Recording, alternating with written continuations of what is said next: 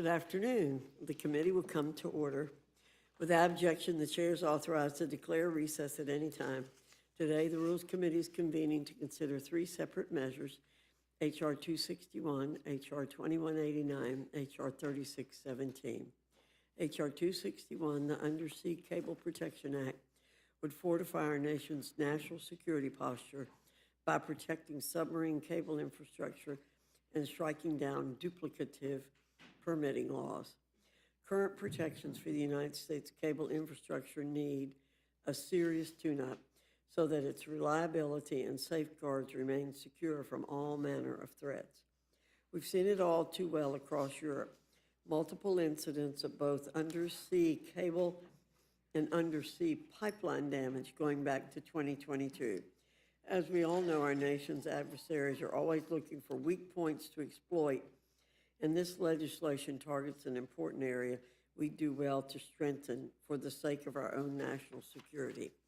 H.R. 2189, the Law Enforcement Innovate to De-Escalate Act, would update the Gun Control Act, GCA, of 1968 to exclude less than lethal projectile devices from its definition of the term firearm. Currently, the GCA places new models of less than lethal equipment, such as taser devices, in the same classification as firearms. This classification is erroneous and makes it more difficult for law enforcement to acquire these less than lethal devices. We can and should correct this so that law enforcement is best equipped for both self-defense and de-escalation. Finally, H.R. 3617, the Securing America's Critical Minerals Supply Act, would amend the Department of Energy Organization Act by enshrining, quote, critical energy resource, end quote, as any energy resource that is essential to the energy sector and energy systems of the United States, and the supply chain of which is vulnerable to disruption. We've heard many times over in this committee how the demand for critical minerals continues to climb across the nation, and as such, we should be working to open opportunities right here in America to harness those resources and ensure their place in bringing on new energy to meet the demands of the 21st century. H.R. 3617 would also direct the Secretary of Energy to conduct an ongoing assessment of the nation's supply of critical energy resources, the vulnerability of the critical energy resource supply chains, and the energy security considerations of critical energy resources in the development of energy technologies. I look forward to the discussions we'll have here today on these three measures. With that, I now yield to the ranking member substitute, Ms. Scanlon, for any comments she wishes to make. Thank you, Madam Chair. These three bills don't seem to be about helping working families or lowering costs to the primary considerations for my constituents, and I would argue the American people. They're not even about making people's lives a little bit easier. It's Republicans once again snapping to attention to serve special interests while regular people get screwed over. Again. First, we've got H.R. 261, the Undersea Cable Protection Act. Sounds harmless until you realize that it exempts large companies from our nation's coastal conservation laws. Under current law, small businesses that operate in marine sanctuaries have to follow the rules. So that's dive boat operators or fishing guides and whale watching tours. The small operators all have to follow the rules. If this bill becomes law, the small businesses still have to follow the rules, but big corporations won't. Another special exemption for billionaires, courtesy of this Republican majority. Next, we have H.R. 2189 bundled with H.R. 4242. Everyone wants law enforcement to have the tools that can reduce the use of deadly or lethal force. But this bill takes a dangerous detour. It exempts less than lethal devices from key federal gun laws, not just for law enforcement, but for everyone, including people who are currently prohibited from possessing firearms. That means devices that should be traceable, detectable by security equipment, and subject to background checks could become untraceable and undetectable. No background check, no accountability. That doesn't sound like de-escalation to me, and it doesn't sound like it's going to help our law enforcement. Finally, there's H.R. 3617, the Securing America's Critical Minerals Supply Act. I saw this on the agenda, and I had to check my calendar to confirm that it wasn't Groundhog Day again, because Republicans just pushed a critical minerals bill last week. Now they're back for round 2. This one defines critical energy resources so broadly, it can be read to include oil, gas, or coal. And for what? So that big polluters can continue to dump toxins in our water and release chemicals in our air. Here's the bigger point. Why is this what Republicans think Congress should be doing with our time?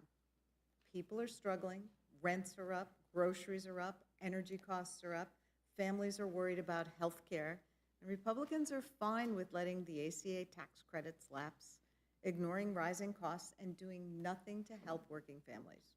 When big corporations want something, when polluters want something, when donors want something, Republicans jump to it. We saw it last year with the One Big Ugly Bill, canceling health coverage for millions so the ultra-wealthy could get bigger tax breaks. House Republicans are using the Rules Committee as a rubber stamp for a pay-to-play agenda, and regular people are asking the obvious question. If I don't have the money to pay a lobbyist or make a big contribution to the right PAC, do Republicans care about me?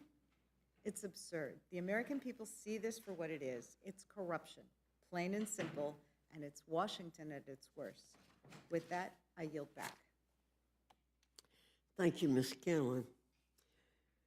I now welcome our first panel, Chairman Westerman and Representative Elfreth from the Committee on Natural Resources. Your full statement will be submitted for the record. We ask that you summarize your statement in 5 minutes. Chairman Westerman, I welcome your testimony. Thank you, Chairwoman Fox, and I appreciate the opportunity to testify today on this important legislation. Undersea cables play a crucial role in the global economy, and I have one of these undersea cables with me today.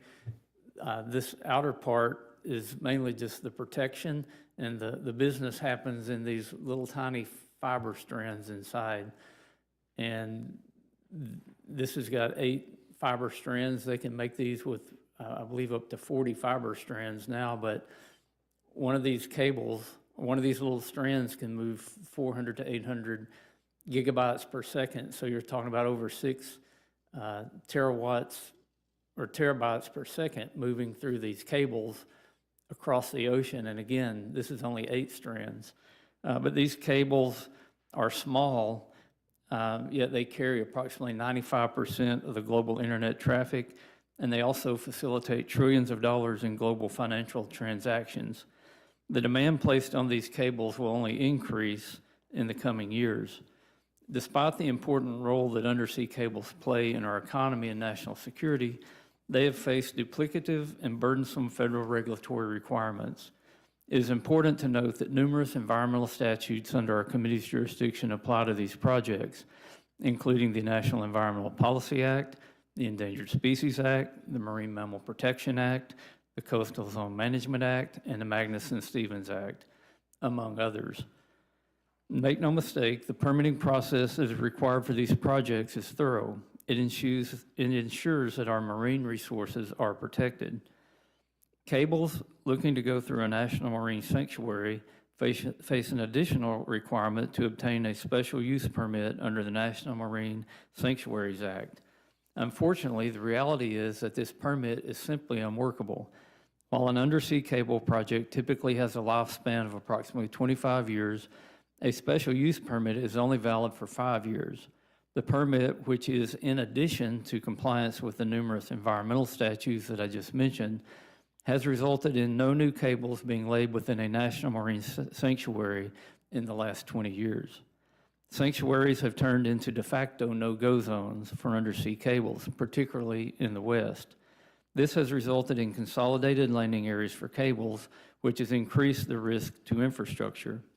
H.R. 261 would prohibit the Secretary of Commerce from requiring undersea cable projects to obtain a special use permit when seeking to route a cable through a national marine sanctuary, provided that the applicant has been issued a license or permit that is in effect.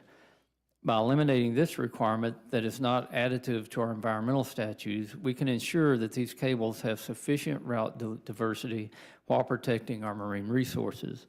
H.R. 261 also eliminates the 5-year timeline for special use permits for other activities that occur in national marine sanctuaries. These changes are key regulatory reforms and advance the goals of President Trump's Executive Order 14267, reducing anti-competitive regulatory barriers. I urge the committee to report an appropriate rule so this bill can be considered in the House.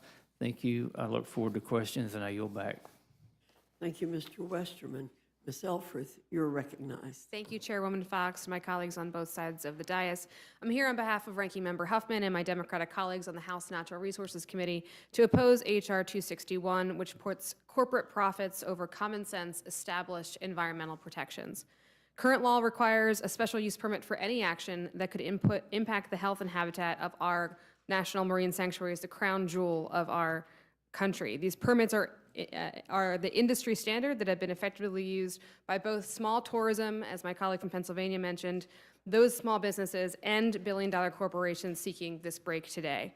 In issuing these permits, NOAA assesses the appropriate fees for administrative costs, project monitoring, and the fair market value for the use of resources if the sanctuary itself is physically impacted by the activity. The fair market value rate for undersea cables and sanctuaries is typically about $40,000 to $100,000 per linear mile, which can be adjusted annually based on the Consumer Price Index. For multi-billion-dollar corporations, that fee is a drop in the bucket.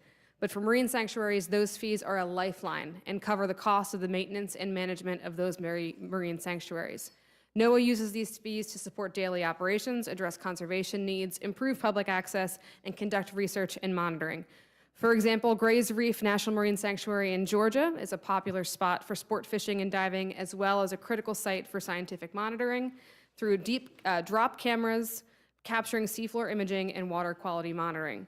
H.R. 261 would exempt corporations from these special use permits if they're installing undersea cables. This would mean that they'd be allowed to physically disrupt and change the habitat of the sanctuary without contributing at all to its upkeep.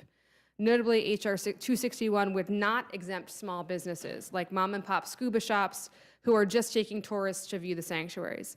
This bill creates a two-tiered system where the wealthiest corporations are allowed to drill into the seafloor for free, but tourists have to pay for a hands-off look at these habitats.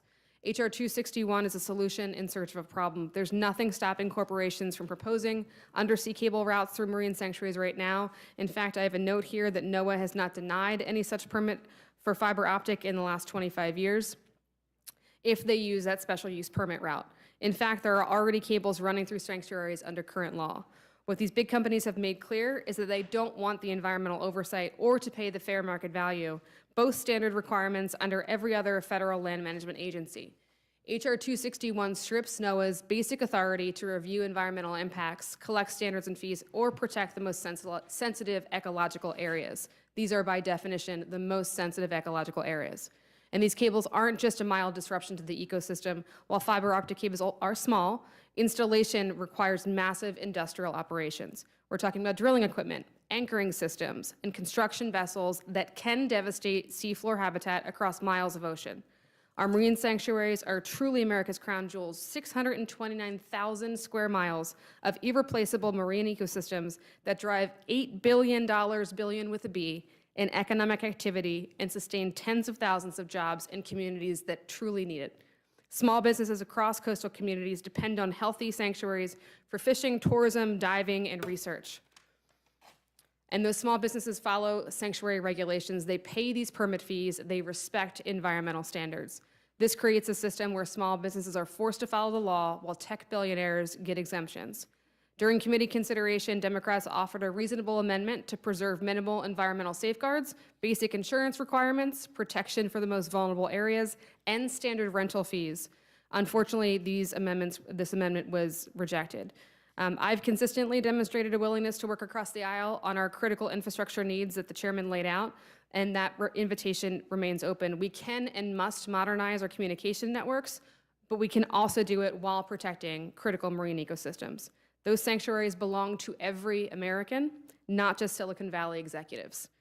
The fishermen, tourist operators, and coastal communities who depend on healthy oceans deserve better than this corporate handout scheme disguised as policy. I urge rejection of this legislation, and I yield back.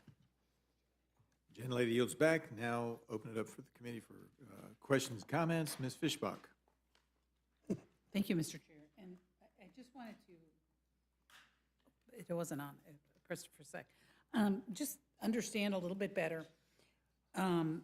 All this does is take away that need to jump through that one hoop. And if I understand correctly, ma'am, they've never been denied in 25 years. Thank you for the question. The note I have is that not a single special use permit for fiber optic cable has been denied in 25 years. Well, see, that kind of makes the point then, that why do we have them if they're not, I mean, it's literally just a hoop. And, Mr. Chairman, maybe you want to Well, respond to that. there's not been a special use permit obtained in the last 20 years. So, and again, the special use permit is a 5-year permit, and these things have a 25-year life. So why would you spend the money to put a 25-year cable down when you've got a 5-year permit? Congressman, I think it's also not just about the permitting, but it's also about the fees that go to sustain these marine sanctuaries that are critical to their preservation. Okay, well, I just feel like this seems to me like a pretty simple response, and you're not dropping any kind of regulatory things that they need to go through anyway, because they're already, and correct me if I'm wrong, they're already authorized by another entity when they go to the special use. Yeah, there are multiple permitting processes that you have to go through. The special use permit is a layer on top of all the other permitting layers. All right, well, thank you very much, and I yield back. Now recognize the gentlelady of Pennsylvania, Ms. Scanlon, for her time of questioning. Thank you, Mr. Chairman. I am concerned about this appearing to be kind of a backdoor repeal of important sections of the National Marine Sanctuaries Act. I've had the privilege of kayaking and snorkeling and diving in several of the marine sanctuaries, and through that process I've learned just how fragile they are. Can you tell us a little bit about why we need to continue the current structure and just how it's going to impact? Because it's making it sound like, oh, it's not a big deal. We would have let these things happen anyways. Well, I think this legislation is taking a bit of a sledgehammer to what I'm hearing the chairman say, maybe a scalpel was more necessary. If the special use permit of 5 years doesn't match the lifespan of the cables, let's have that conversation. I think it's really important. We're talking about, by definition, the most sensitive ecological areas in this country. I don't represent a marine sanctuary, but I have one near my district, Mallows Bay, which is phenomenal and serves, I think, to your point, not just a place for recreation, but a place for the ecology of our world's oceans to recharge. Certainly important for fisheries issues as well. But I want to introduce, for maybe the folks watching at home, this issue of a pay-for. And these fees pay for the upkeep of these sanctuaries. And if we eliminate these fees, I'm not seeing a solution on how we're paying for that critical upkeep, again, of our, by definition, most sensitive marine sanctuary areas. Thank you. I mean, I do take your point that this is a sledgehammer attacking something that maybe a more nuanced and refined kind of solution might have dealt with. And just the impact of where it is going to provide a license to some of our larger corporations, which are already doing quite well, and still put the burden on, the mom and pop whale watching place or the dive shop. I think we should be paying attention to that. So thank you for your testimony. I yield back. Gentlelady yields back. Now recognize the gentleman from Georgia, Mr. Scott, for his time of questioning. Thank you, Mr. Chairman. I just, Mr. Westerman, it seems to me these cables are extremely important from the standpoint of commerce and the economy. And I sure want the United States to be the one that's handling the permitting and allowing this to happen.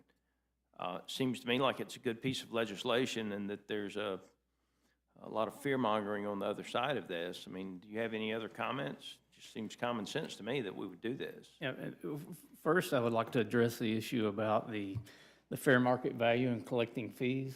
Since this supplemental permit has been put in, or special use permit has been put in place, there hasn't been a single company try to obtain a permit. So it was basically a way to scare all the investors away from the marine sanctuaries. Now, we're talking about this crossing the ocean.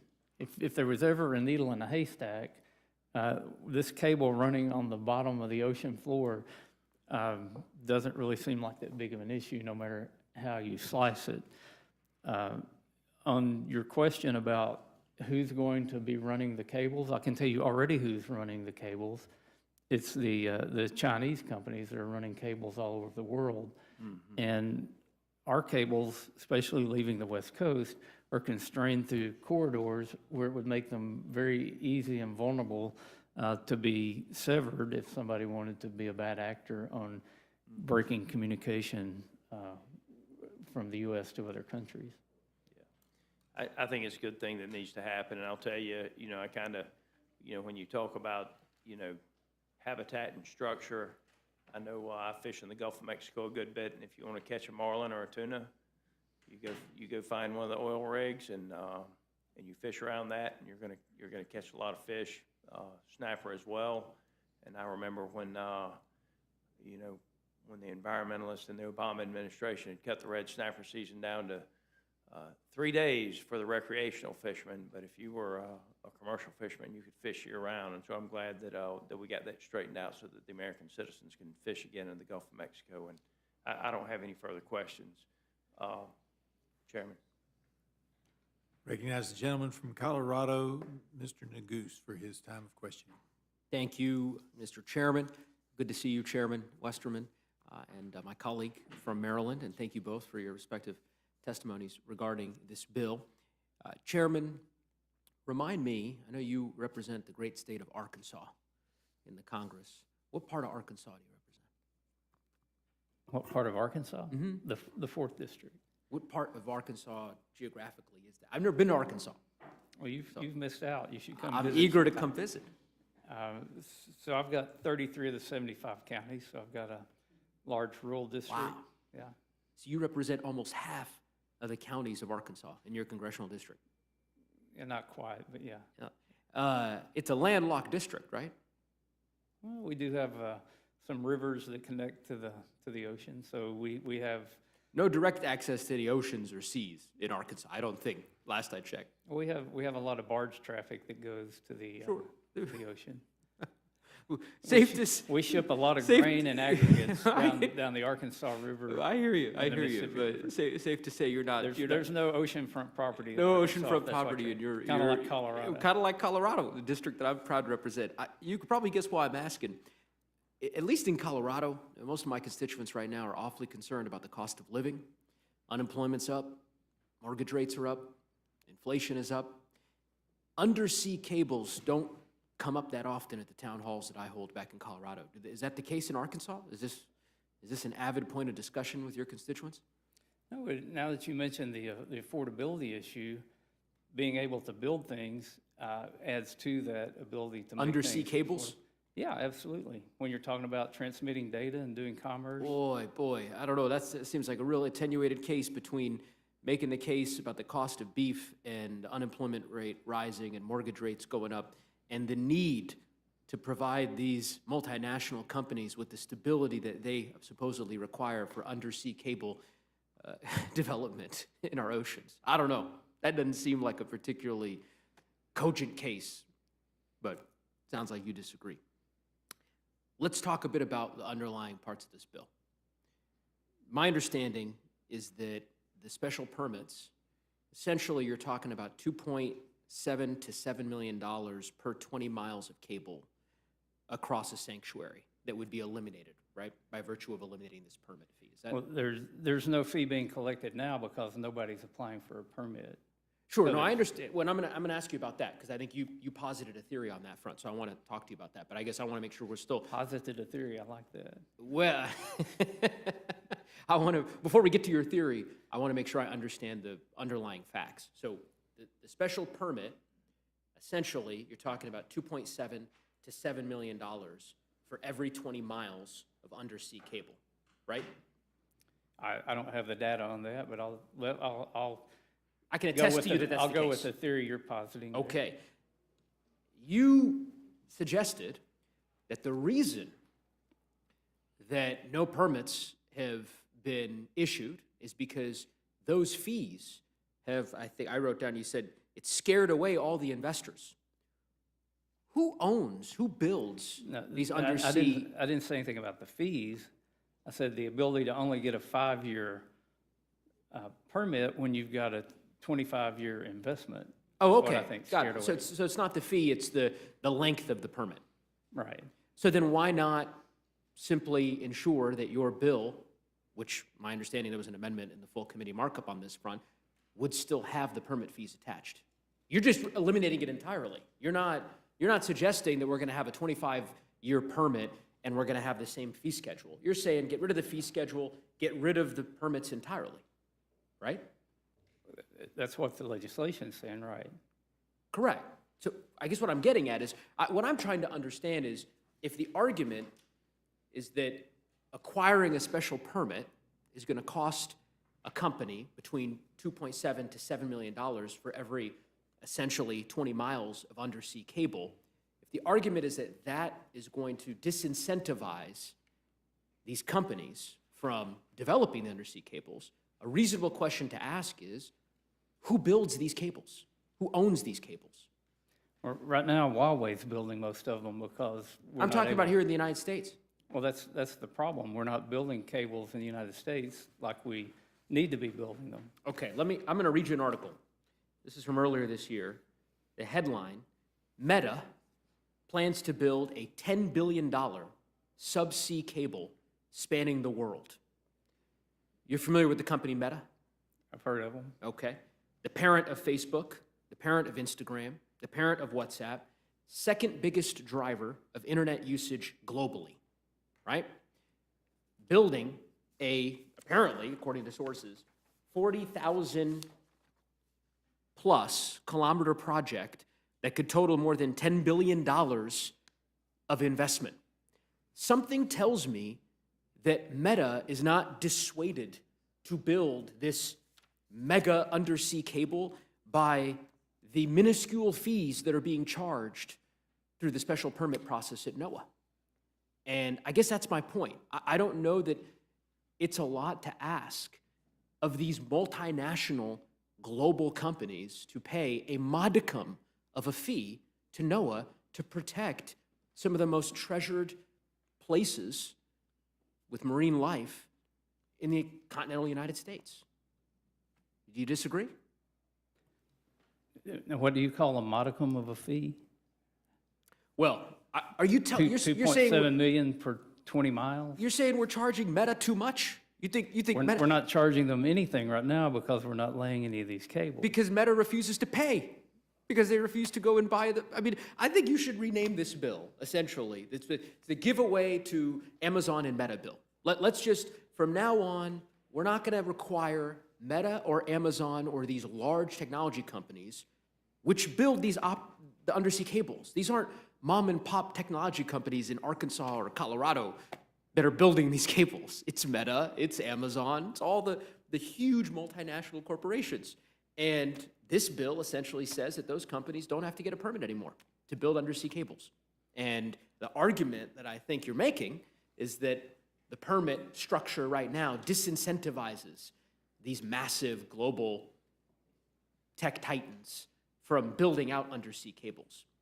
I think, in my view, this is both misplaced in terms of the priorities that the House should be considering in light of all the challenges that our country faces. But I also think that it is a giveaway to some of the largest companies on planet Earth, and I'm not really understanding why House Republicans have decided to prioritize it. But I want to give you a chance to respond. Well, I just understand we have differences on the way policy should work, but right now there is no fee being collected. Nobody's laying these cables across sanctuaries because of the restriction of a 5-year permit. If they do, on top of all the other duplicative permits that it takes to lay the cable. Now, Maybe that's a good thing. there will be a lot of commerce and transactions take place on these cables.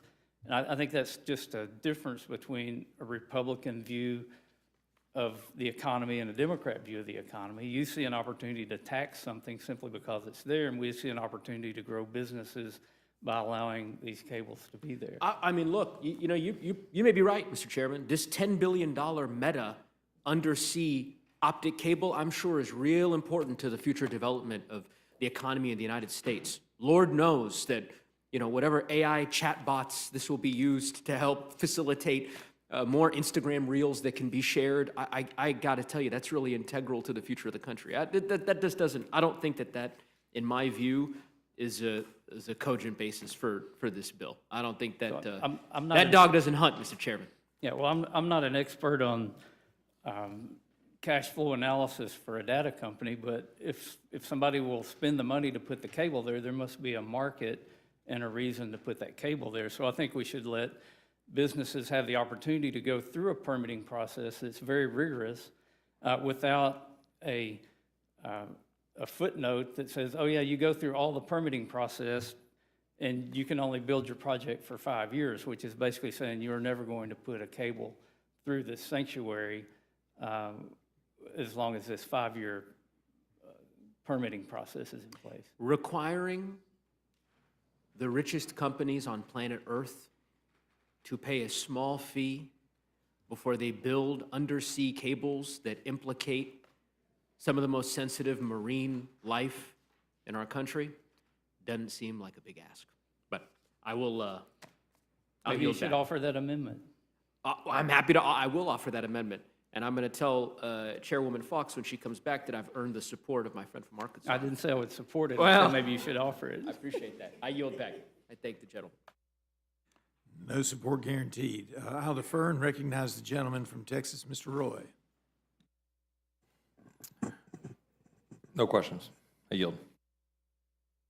Gentleman yields. We now go to, and now go to Ms. Leslie Fernandez of New Mexico. My good friend in Colorado and my neighbor, my vecino, is echoing some of the same things I'm seeing, right? That here we are, and we're now in the second year of the Trump administration. We all remember that he promised to lower costs on day one, and we haven't seen any of it. In fact, we've seen the opposite. We've seen costs go through the roof. We've seen tariffs sort of wreak havoc on American consumers. We've seen him favor fossil fuels, attack renewable energy, which is the cheapest form of new energy. And we haven't seen Republicans kind of do anything to lower costs. We haven't seen them complain about what Trump is doing, whether that's, the tariffs that they refused to, until recently, they froze time so that Congress won't have to have a vote on that. There doesn't seem to be any moral outrage about the crimes and abuses that are set out in the few and the Epstein files that have been released, not heavily redacted. Trump's in those, his cabinet's in theirs. There doesn't seem to be any Republican outrage about citizens being shot to death. So what are they doing? And I think the difference, as the chair said, between Republicans and Democrats might be evidenced in this bill. That Republicans just want to keep giving away more favors to the biggest corporations, the multi-billion-dollar corporations, right, who have so much money they don't know what to do with it. And Democrats are saying, this isn't right. Because there are a lot of small businesses, mom and pop businesses, that are going to get ruined if a mistake is made. And it's not like a mistake doesn't get made, right? I'm looking at the fact that Meta, they had a drill bit that broke during installation off of Tillamook County, Oregon. They left 1,000 feet of pipe, steel pipe, on the sea floor. And they spilled 6,500 gallons of drilling fluid. And they didn't really pay for the cleanup. So that's the problem, is like, who is going to carry the burden of Republicans removing regulation so they can favor the biggest corporations?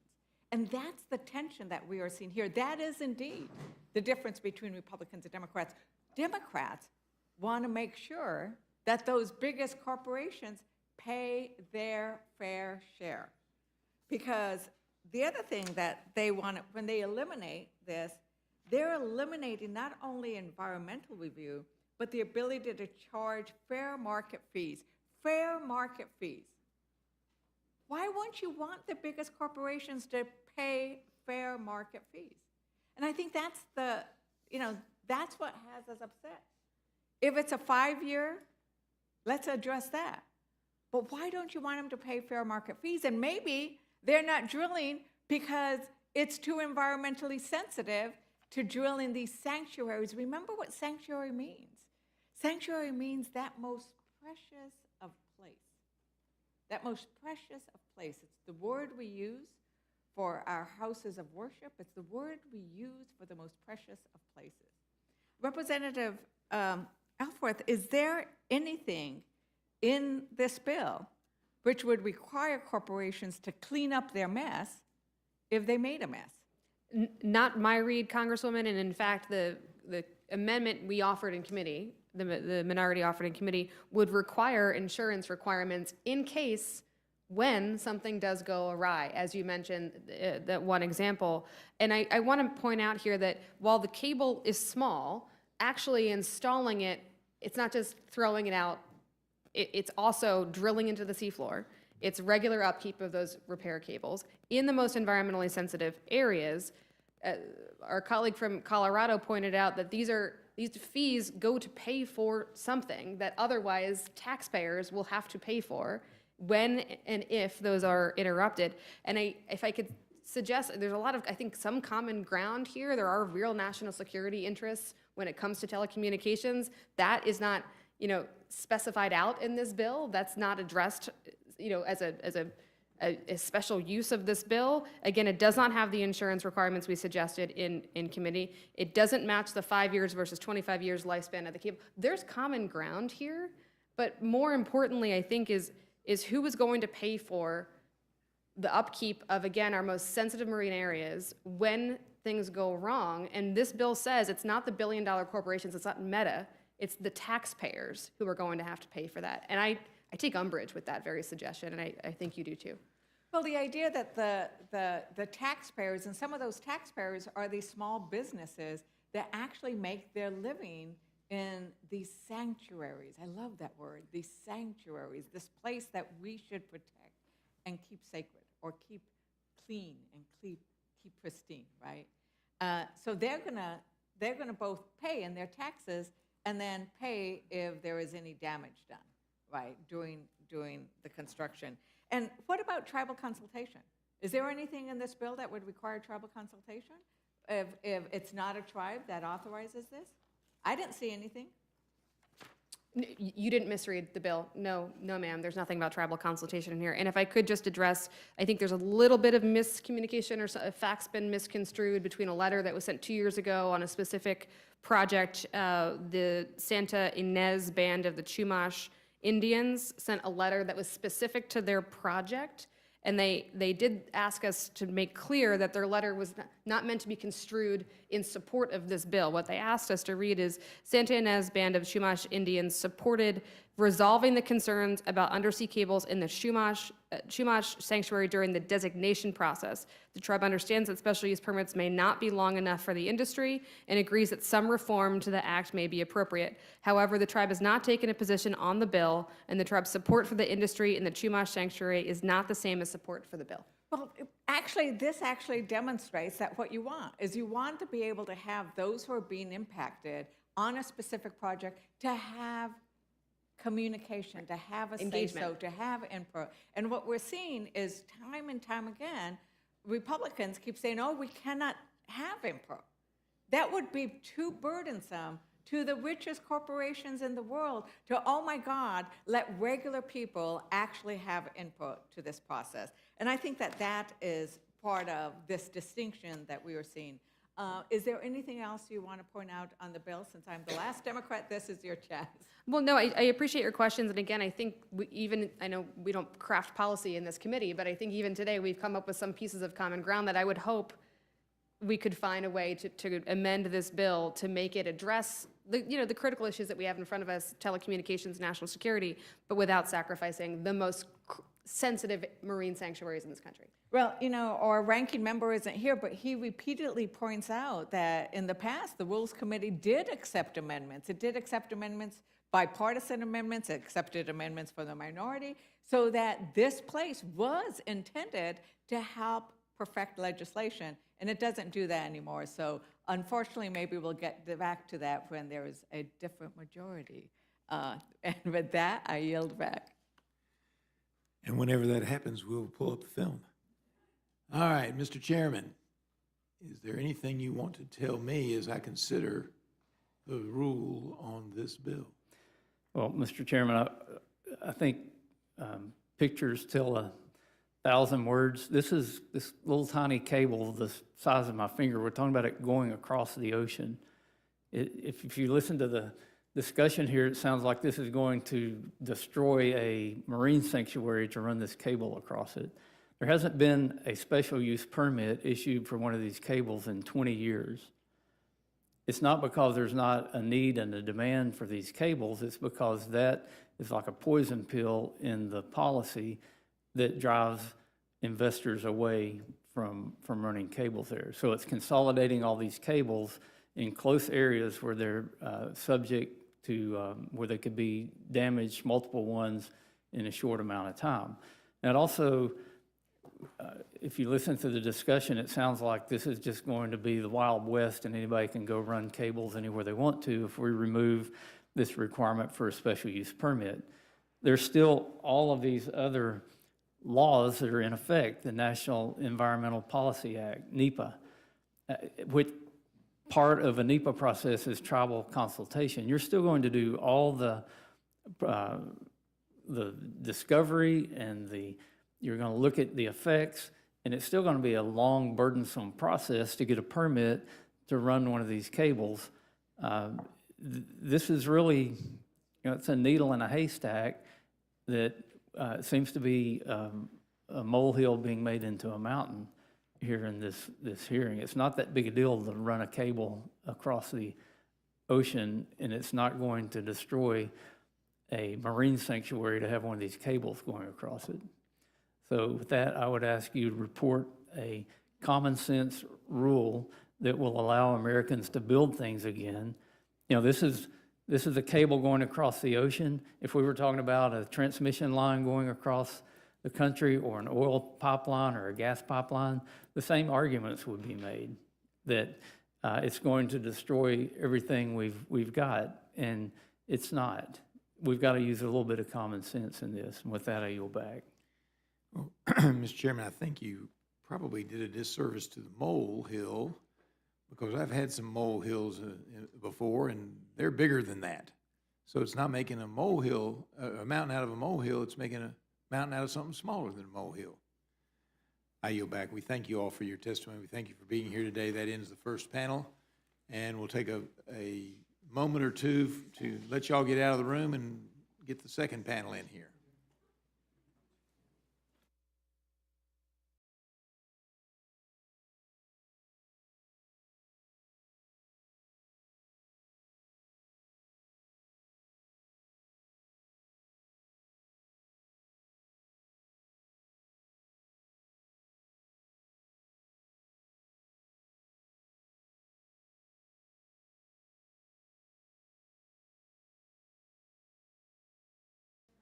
All right, and now welcome our second panel, Representative Fitzgerald and Ranking Member Raskin from the Committee on the Judiciary. Your full statement will be submitted for the record, and we ask that you summarize your statement in 5 minutes.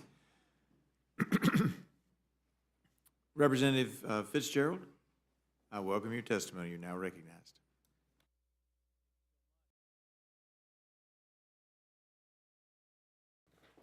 Thanks so much. Chairwoman Fox, Ranking Member McGovern, and members of the committee, I want to thank you for allowing me to, and the opportunity to testify today on HR 2189, the Law Enforcement Innovative De-Escalate Act. I also want to thank the bipartisan group of members that worked on this bill for a long time now, the last two Congresses, Congressman Lou Correa and Congressman Stanton, and also Congressman Schweikert. This bill will put life-saving, less lethal technology in the hands of more law enforcement and public safety officers. The Gun Control Act, the GCA of 1968, was enacted to assist law enforcement in their fight against violent crime. Along with imposing stricter licensing and regulation requirements on the firearms industry, the GCA also established a new definition of a firearm, which, according to the bill, includes any weapon, including a starter gun, oddly, which will or is designed to or may readily be converted to expel a projectile by the action of an explosive. While the definition has been suitable for the firearms industry for the last 50 years, as we know, modern advancement in less than lethal technologies, for the most part tasers, have created a new need for Congress to take a second look at the definition to ensure that the GCA, as written, does not stifle innovation. For example, Exxon, the manufacturer of the taser, introduced in 2023, came out with a version of the Taser 10. And it is very sophisticated, and it's very accurate and effective in minimizing some very dangerous situations that occur on a regular basis with law enforcement. But because the Taser 10 is primed with an explosive propellant that actually shoots out the pronged item, it must be classified as a firearm currently under the GCA, despite its low risk of serious injury or death. So what does this mean for law enforcement and public safety use? For starters, many states prohibit public safety officers from using firearms. In at least 12 states, correctional officers are unable to carry firearms in the course of their official duties. Many state laws also prohibit or restrict the use of firearms in schools or hospitals, meaning security officers would be unable to purchase the devices. For police departments, law enforcement officers can be unfairly subjected to high levels of liability exposure, which is really kind of the gist of the bill, for discharging a firearm than a less lethal device. Because the less lethal device is considered a firearm, if it is used during a law enforcement encounter, that use may be considered deadly force in 43 states across the country. This includes my own state of Wisconsin, in which I worked on legislation while I was a member of the state Senate there, to put prohibitions in place to make sure that there are a number of different situations where somebody that could want to purchase one, would be limited in that state by a private purchase. This means police departments will routinely choose a weaker taser model to avoid that liability exposure. It's an unintended consequence of the law passed long before advancements in less than lethal technologies that has led to fewer law enforcement agencies adopting more innovative tools due to their same classifications and restrictions as other firearms. It also makes bulk purchases of these devices. So there's a lot of government-to-government sales on these items, which is one of the reasons that Congressman Schweikert got involved in this. It also makes, as I said, the bulk purchase of the devices burdensome for some police departments, including tribal police. As recently as 2023, the ATF has taken a position that Native American tribes and their law enforcement officers do not qualify for bulk purchase of the firearms under the Gun Control Act's permitted exceptions. That's kind of an ancillary issue that I know may or may not come up today, but it is something that's been discussed, and really the bill doesn't do much in that area. It is an unfortunate consequence that kind of continues to divide the tribal police departments from the rest of the country. That is why the Law Enforcement Innovative to De-Escalate Act is both necessary and important. HR 2189 makes a small but important change to the Gun Control Act definition of a firearm to appropriately define a less lethal projectile device. So I just wanted to make the case to the Rules Committee that we're not superseding state statute. And many of you sitting here on the Rules Committee today, your state legislatures have already dealt with this. So domestic abuse issues, they probably got something on the books already. Using it in any way that would, most reasonable people would say, is more than a lethal type of system, which these are, they're systems. It's typically already been addressed by your state legislature. First, the device must not fire a projectile at a velocity exceeding 500 feet per second. So that's another bright line that's in the bill. Because we know anybody that's handled regular firearms knows that that same figure is 700 feet per second to up to 1,200 feet per second for a regular round that might be fired out of a handgun or out of a rifle. And second, the device may not be designed or intended to expel ammunition commonly used in firearms. So it's very bright line when it comes to making sure that there's a significant difference. It also must not accept its projectile through the ammunition feeding device, so a magazine such as a pistol grip that, you'd obviously be very familiar with. You cannot have a pistol grip. There's nothing there that would accept a magazine. And finally, the device must not have been designed or intended to be used in a manner that is likely to cause death or serious injury. So I believe the language is significantly crafted in a way that addresses any of the concerns of the firearms being deregulated. Because a lot of people have been saying, oh, you're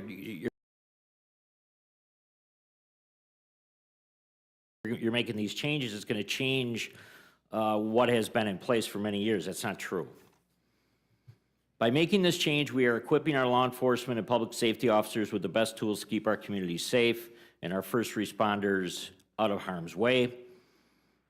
Innovation should be rewarded in this area. We should ask more of the private sector to innovate these types of answers for law enforcement.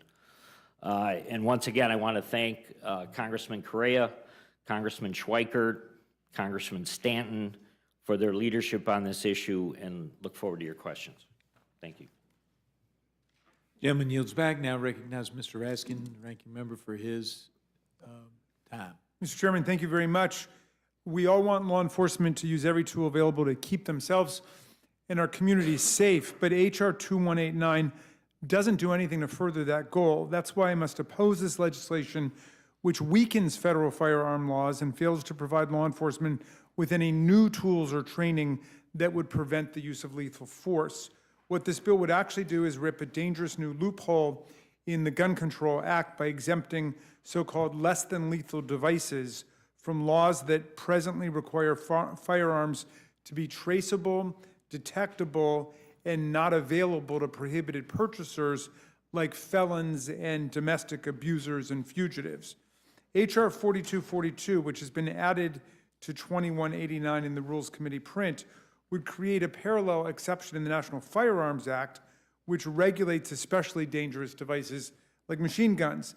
These new Swiss cheese exceptions would open up a lot more statutory loopholes and allow dangerous people to more easily access untraceable, undetectable weapons without a background check.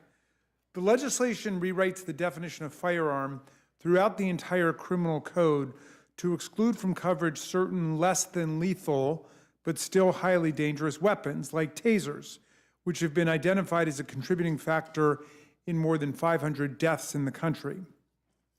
Because the definition of what constitutes a firearm is central to our federal firearms legal architecture, altering that definition is a tricky and dangerous endeavor and will produce consequences that are perhaps not the ones intended by some of the bill's proponents. The bill would establish a new category of weapons, so-called less than lethal projectile devices, which are currently classified as firearms, and exempt them from all regulation under federal firearms laws like the GCA. And these weapons, contrary to what the title of the bill might invite us to believe, would be exempted from federal firearms laws regardless of who uses, purchases, possesses, or manufactures them. For example, this bill would allow persons who are not presently legally allowed to possess or buy firearms, like domestic abusers, like convicted felons, like fugitives and other prohibited purchasers, to legally buy tasers that are designed to incapacitate their targets. And they would be able to buy them without ever going through a background check. The bill would also exempt these weapons from the requirement that they have a serial number and be traceable so that law enforcement can identify the owners if they're used in violent crimes. It would similarly exempt them from laws that require firearms to be detectable by metal detectors and X-ray machines used at airports or schools or what have you. If H.R. 2189 were to become law, nothing would stop a convicted felon from buying an undetectable taser and carrying that weapon right past security onto an airplane, into a school, or indeed into the U.S. Capitol. This bill would make most of society less safe. Supporters say it's needed to update the Gun Control Act of 1968 to reflect modern technology and ensure that law enforcement can use these lethal weapons. But law enforcement agencies are already exempt from most of the provisions of the GCA, and they already use all kinds of firearms, including those covered by this bill, without any legal obstacles. In fact, police departments in all 50 states presently use tasers. Likewise, the tax provisions in H.R. 4242 do nothing for law enforcement agencies because they already purchase these weapons completely free of excise taxes. Supporters argue the change is needed because the classification of these weapons as firearms in federal law may result in the use of the weapon being considered deadly force, even though the device is designed to be less than lethal. But federal courts have successfully distinguished between deadly force and intermediate force in cases involving law enforcement use of such less than lethal weapons. And states are perfectly capable of modifying their laws to account for these technologies if they believe it's in the interest of public safety. There's no indication that state or federal law is out of step with the design and use of these weapons, much less that such a mismatch has prevented law enforcement agencies from adopting them. Law enforcement departments in every state have already procured, obtained, and routinely use these devices, both in my state, in Maryland, and in the good gentleman's state in Wisconsin. The leading groups opposing gun violence, including Giffords, Brady, Everytown for Gun Safety, and the Community Justice Action Fund, all strongly oppose this legislation. They've worked in good faith with the proponents and offered alternative language truly focused on the needs of law enforcement, but the proponents have refused their proposals, raising questions about what the true purpose of this legislation is and the agenda of the single company that has pushed for it and stands to profit from carving its product out of longstanding federal law. Congressman Mike Thompson shares my view that we should keep working on in good faith. He has submitted an amendment in that spirit, which would ensure that less than lethal weapons that would otherwise be classified as firearms are not considered firearms when used by local, state, and tribal law enforcement officers acting in their official capacity. If the purpose of this legislation is really to help law enforcement agencies, then let's adopt this amendment to effectuate that precisely tailored objective. But as it stands, I do not believe we can risk opening up dangerous new loopholes in our firearm laws. I've repeatedly supported and will continue to support legislation to give law enforcement the tools and training they need to keep everybody safer, but I must oppose this bill that could put law enforcement officers and everybody else in danger. I urge my colleagues to do the same. Thank you, Mr. Chairman. I yield back. Gentleman yields back. Now recognize Ms. Fishbach of Minnesota for her time of questioning. Thank you, Mr. Chair. And I've been a long supporter of this legislation, so Mr. Fitzgerald, thank you for bringing it forward. And I really do think making the less than lethal equipment more readily available, it will help not only law enforcement, keep law enforcement safer and deal with how they can interact with the community. And I think it keeps community members safer too, because you lessen the need for the use of lethal force. So I appreciate that. And I know that this legislation has broad support. Do you have any of the names of some of the groups that support this? Because I know that it has been. Yeah, there's, throughout the process that's gone on for the last 4 years, again, I'll give credit to Congressman Stanton, who's worked hard on this bill. But we had dialogues and discussions, and at the end of the day, Fraternal Order of Police support it. I think because they find at the local level, they have some departments that are in a position where they can easily access the technology, and then there's others because of council, maybe in a municipality or at the county level, are concerned about the liability associated with it, which goes back to what we kind of brought the bill forward for, is to make sure that there's a very clear message that we're not trying to supersede local levels of law, whether it's municipal or state law, and we also want to make sure that these departments that currently feel like they're hamstrung and unable to get the technology can secure it. So Fraternal Order of Police, County Sheriff's Associations, International Union of Police, African American Mayors Association supports it, came out publicly and supported it, and also the National Organization of Black Law Enforcement Executives, NOBLE. So they know what it's like because they're kind of dealing with this issue on a regular basis and having members from these associations that find themselves in different positions, which is not the way it should be. We did not want to supersede state law, and I think the state legislatures have done a good job of already putting statutes in place that protect a lot of the situations that have already been brought up here this afternoon. And I appreciate that. And I just wanted to, you mentioned a lot of groups that, and not only, I think you mentioned earlier, not only are they supportive of it, but they were involved in actually helping, making sure that it. To craft it, Yeah, to craft absolutely, it. yep. And one other group that I did think was significant that we should point out that does support this legislation is the Coalition of Families Against Police Brutality. That's And so right. they recognize the helpful way that it could potentially lessen, that use of lethal force. So like I said, I've long supported this bill. I appreciate you bringing it forward. And with that, I will yield back. Gentlelady yields back. Now recognize the gentlelady of Pennsylvania, Ms. Scanlon, for her time of questioning. Thank you, Mr. Chair. Obviously, support giving law enforcement the tools they need to protect our communities while minimizing the use of deadly force. We've seen that there can be positive results there in my community, but this bill doesn't do that. The bill's proponents claim that it will help police departments acquire tasers and less than lethal weapons, but police departments already have access to those tools. They're already exempt from the regulations that apply to civilian purchases. And if we want to help departments acquire this equipment, we should be talking about properly resourcing our police, not changing the gun laws. The reality is that this bill will make it easier for criminals and dangerous people to buy tasers. We've seen tasers used by domestic abusers on their spouses. They've been used in assaults and robberies. The last thing we need is to put these weapons in more hands without proper safeguards. And let's not forget this legislation, which not actually help police departments purchase tasers, comes from the same party that has repeatedly tried to slash police funding.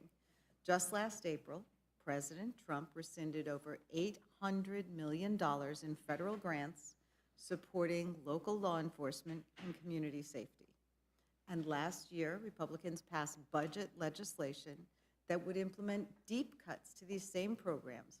Republicans can't defund the police and then claim they're helping them, especially with a bill that is just going to make weapons more accessible to criminals. Mr. Raskin, was there anything you wanted to add? Thank you, Ms.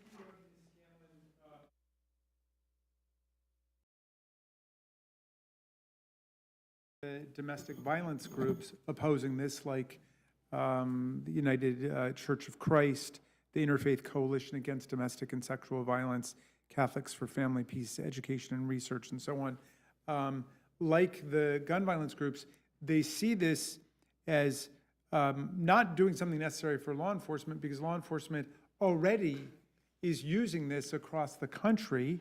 And I think everybody in this room has police departments in their state, including Mrs. Fishback in Minnesota. The Minneapolis Police Department used tasers, the Minnetonka Police Department, St. Charles, Hastings, Brooklyn Park, and so on. So the police departments have access to it. The question is, do we want convicted felons and convicted domestic abusers and fugitives from the law to be able to access tasers when we know that these have been used as very dangerous weapons against people and have indeed caused serious injury as well as death? Yeah, and it does really bring home the fact that it doesn't actually help law enforcement get tasers, to be able to have ways to de-escalate situations that could end in tragedy. We had in 2020 a really tragic, horrific incident in Philadelphia where a citizen was having a mental breakdown and the police were called, and he was shot and killed very quickly after the police arrived on scene. But it was at the same time that the city was trying to implement a program where they would have mental health professionals on call and where they were trying to arm the police with tasers to have a less lethal method of dealing with situations. They didn't have the money for the tasers. They didn't have the money to have mental health professionals on call. So I think we should be helping our police departments be funded in ways that allow them to keep everyone in the community safe, and this bill doesn't do that. Thank you. I yield back. Gently yields back. Now recognize the gentleman from Georgia, Mr. Scott. I just want to ask you this, Mr. Fitzgerald.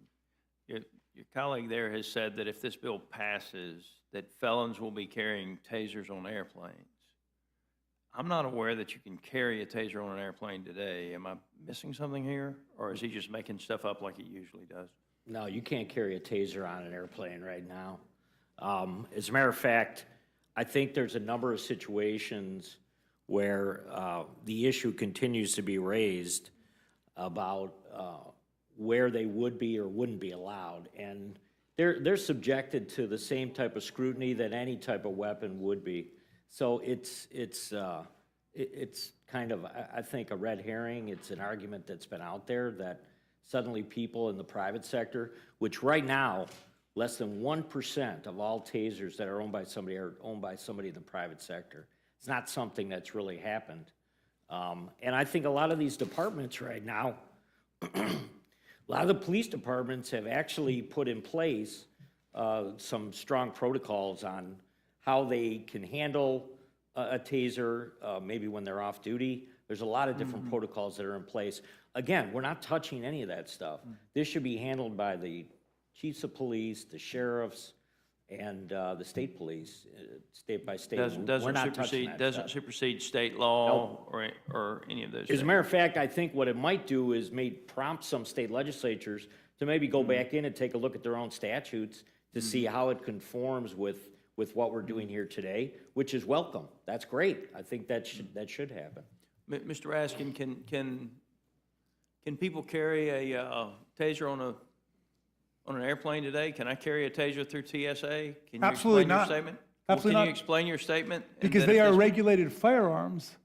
But you propose, or this legislation proposes not to make them regulated There firearms. are other things that TSA does not allow on airplanes outside of, well, so- they don't allow a knife on an airplane. That's not a regulated firearm. Okay, you're ma- right now, there's not a separate regulation. It's because they are regulated firearms. So you're right, every state could go back and change their laws to criminalize the use of tasers, and the TSA could do that as well. But I stand on my original position. It's already criminalized unless it's in use of self-defense, correct? What is?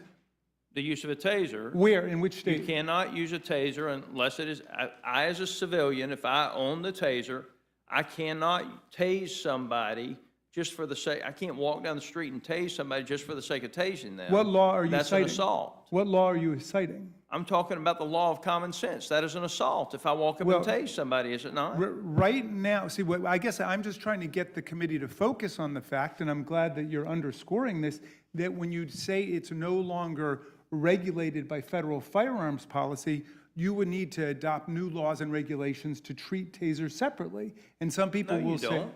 No? No. Really? So you're saying if you no longer have it regulated by the National Firearms Act, it's still illegal to bring it on an airplane?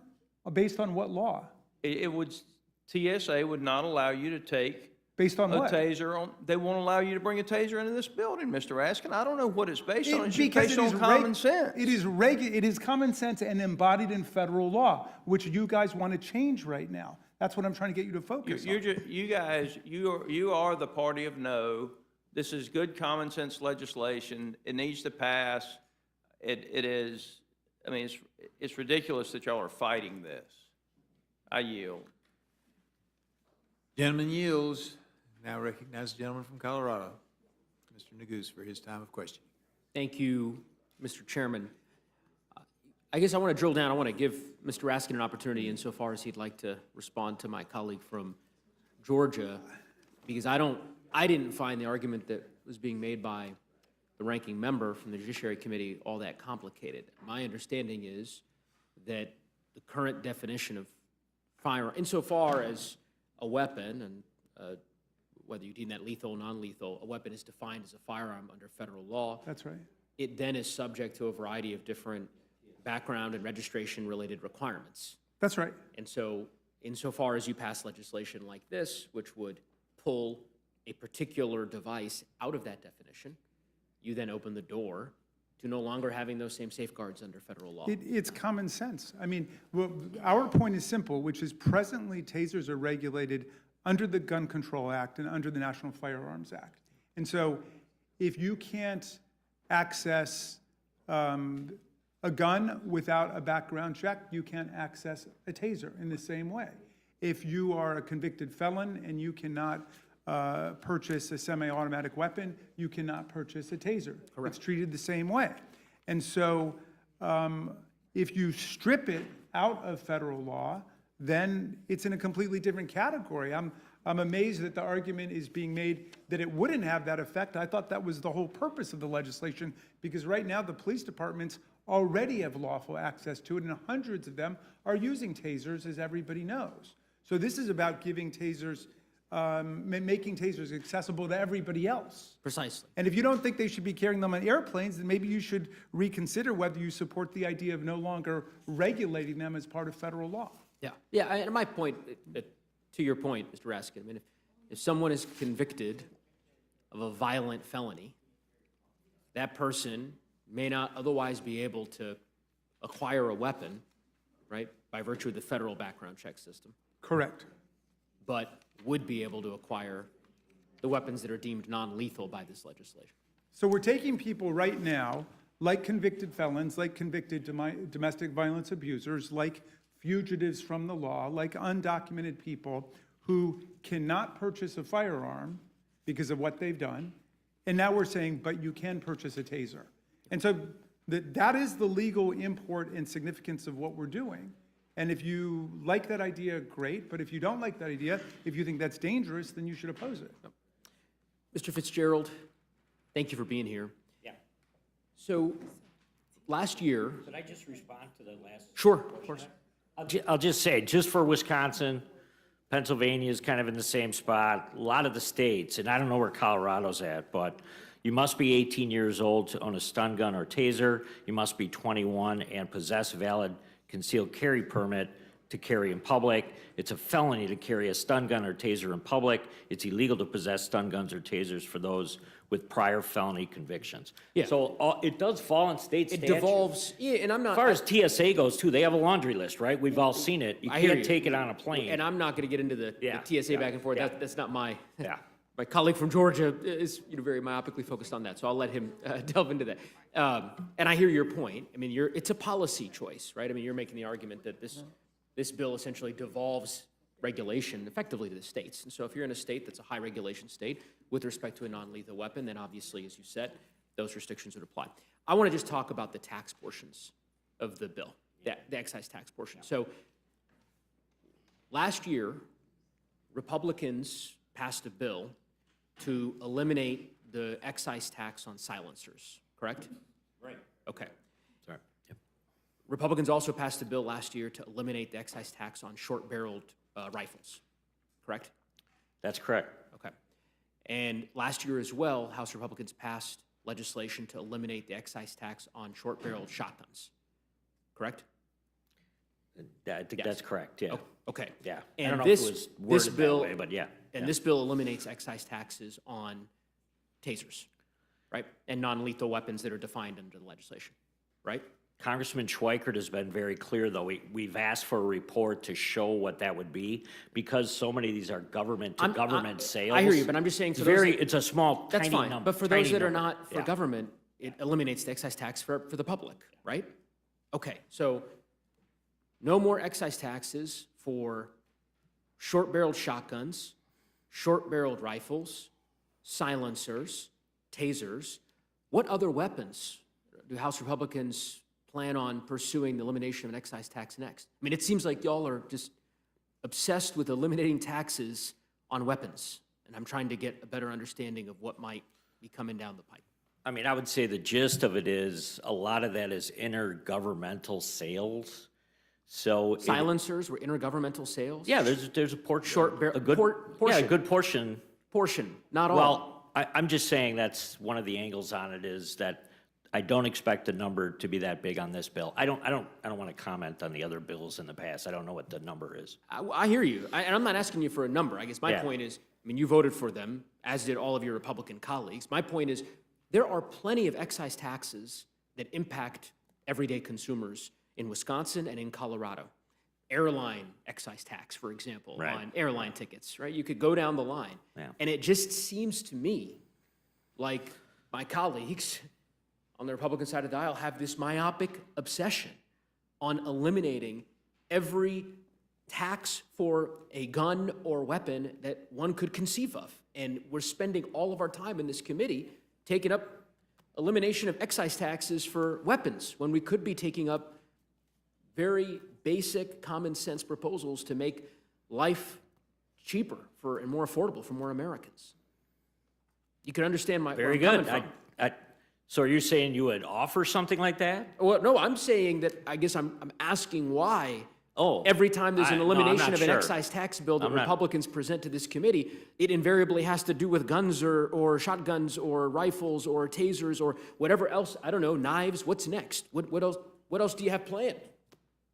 I'm unaware of any bill on knives coming down the pike. You may be So, speaking too soon. I mean, Okay. given the priorities of this House Republican caucus, that's my point. Okay. In any event, I will say on the law enforcement piece, because you made the point, Mr. Fitzgerald, that the bulk of this bill connects to transfers and sales associated with law enforcement.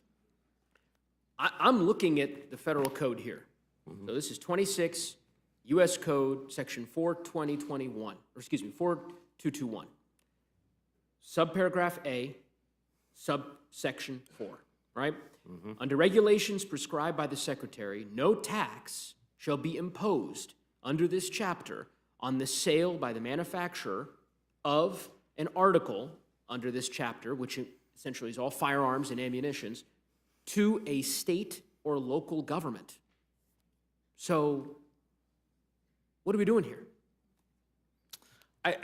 What we've seen is, and what I think we're anticipating is this, there may be more sales as a result of the bill on tasers to law enforcement, because right now there is this liability issue. But they're not taxed That- now. Well, I'm just saying that it would be something that Mr. Schweikert has asked for a report on. We want to know what the numbers are, and it might be something you might revisit. But right now, it's still a lot of intergovernmental sales that's going on this. You know, I know, I hear you, but I guess what I'm saying is, they're not taxed now for governments, for state governments.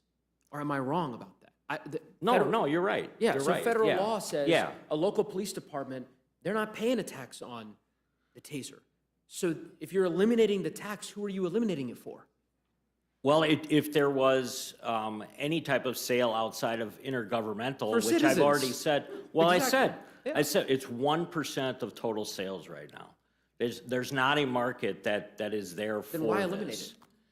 Well, that's what Mr. Schweikert was focused on. That's why we've got this report in here, to see exactly what the impact might Well, be. I think, I mean. I don't know. I have no I hear idea. you, and I hear that you are in an unenviable position, I think, Mr. Fitzgerald, because I think you're being asked to defend a component of the bill that was not an original component of your legislation, right? That's true. That was Yep. made its way through judiciary. So I hear you. That's true. And I would just suggest to you, again, policy arguments that, folks will make in good faith Yep. with respect to the core of your bill.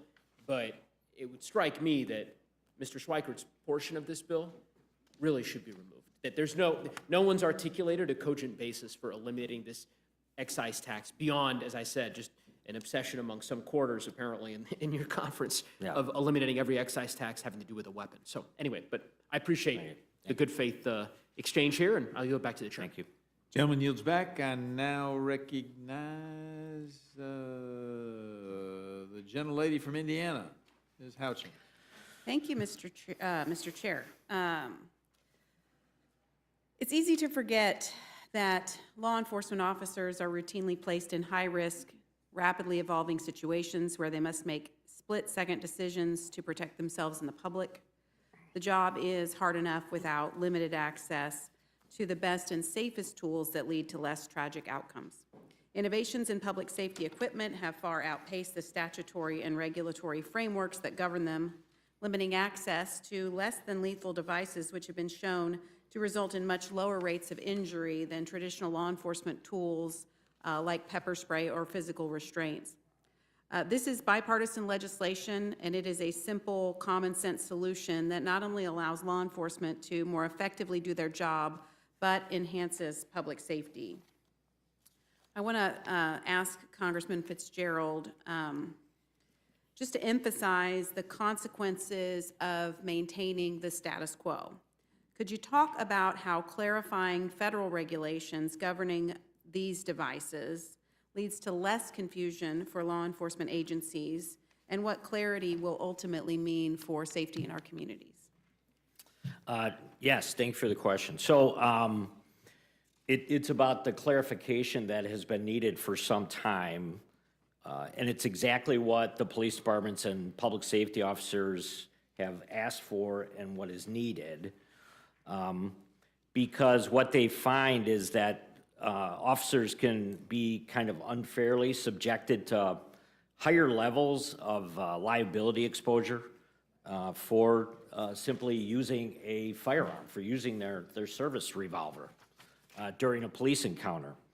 And the less than lethal device gives them another option. I think we've seen law enforcement use it as a tool to truly de-escalate some of these very, very high-tension situations. It might be a domestic that they're walking into. It might be somebody that's currently involved in committing a crime and they're armed. But there's an exchange that happens with, because if you talk to police officers about it, there's an exchange that can happen that the public is now aware of tasers and they're aware of how they're used in law enforcement. So a lot of times they can actually use it to their advantage to diffuse those tough situations because then the threat's there, but it's not lethal. And it's really, if you meet with police officers, if you meet with sheriff's deputies, it's one of the reasons that they feel like if we could just tweak the statutes and get this in a good place, they could work with their state legislatures to develop a strategy there that's probably similar to what most states have already put in place to put protections in place. And then ultimately, it would allow maybe school security officers, security in hospital situations. And there's a number of different situations where the less than lethal force option is a great alternative to what they have available to them now. But when they talk to council, when they talk to the city attorney, when they talk to council at the county level, what they say is, listen, we're still subject to these liabilities, and because it's not very clear in statute, we need this. We need this to fix this situation, and that's what this bill does here today. And just in terms of officer safety, the technology has increased to the point where distance is also increased between the officer and maybe a subject that could be a danger. That's a great point. In the past, because the technology was not fully developed, you had to be fairly close to an individual if you were going to neutralize them for a short period of time with this projectile. Now, with innovation in the technology, the officer is further away from the individual, and it gives them many more options. So it's another thing that's really helped. Question is, if we declassify the taser as not as a firearm, does that make it able for a civilian like me to carry that for personal protection? Like I've been saying all along, it's less than 1%. But I think there is a possibility of some type of technology that is available now that could be sold for personal protection. That doesn't exist right now. But again, I think your state legislature, if that's a change that is made within the technology at the local level, it might be something that they might want to respond to. But it's not addressed in the bill that we're dealing with today. And I just want to note the federal law first classified in 1976. The firearms, the Gun Control Act of 1968 is what this classification is currently under. In 1976, tasers were added under that classification as a firearm because they used gunpowder as a propellant.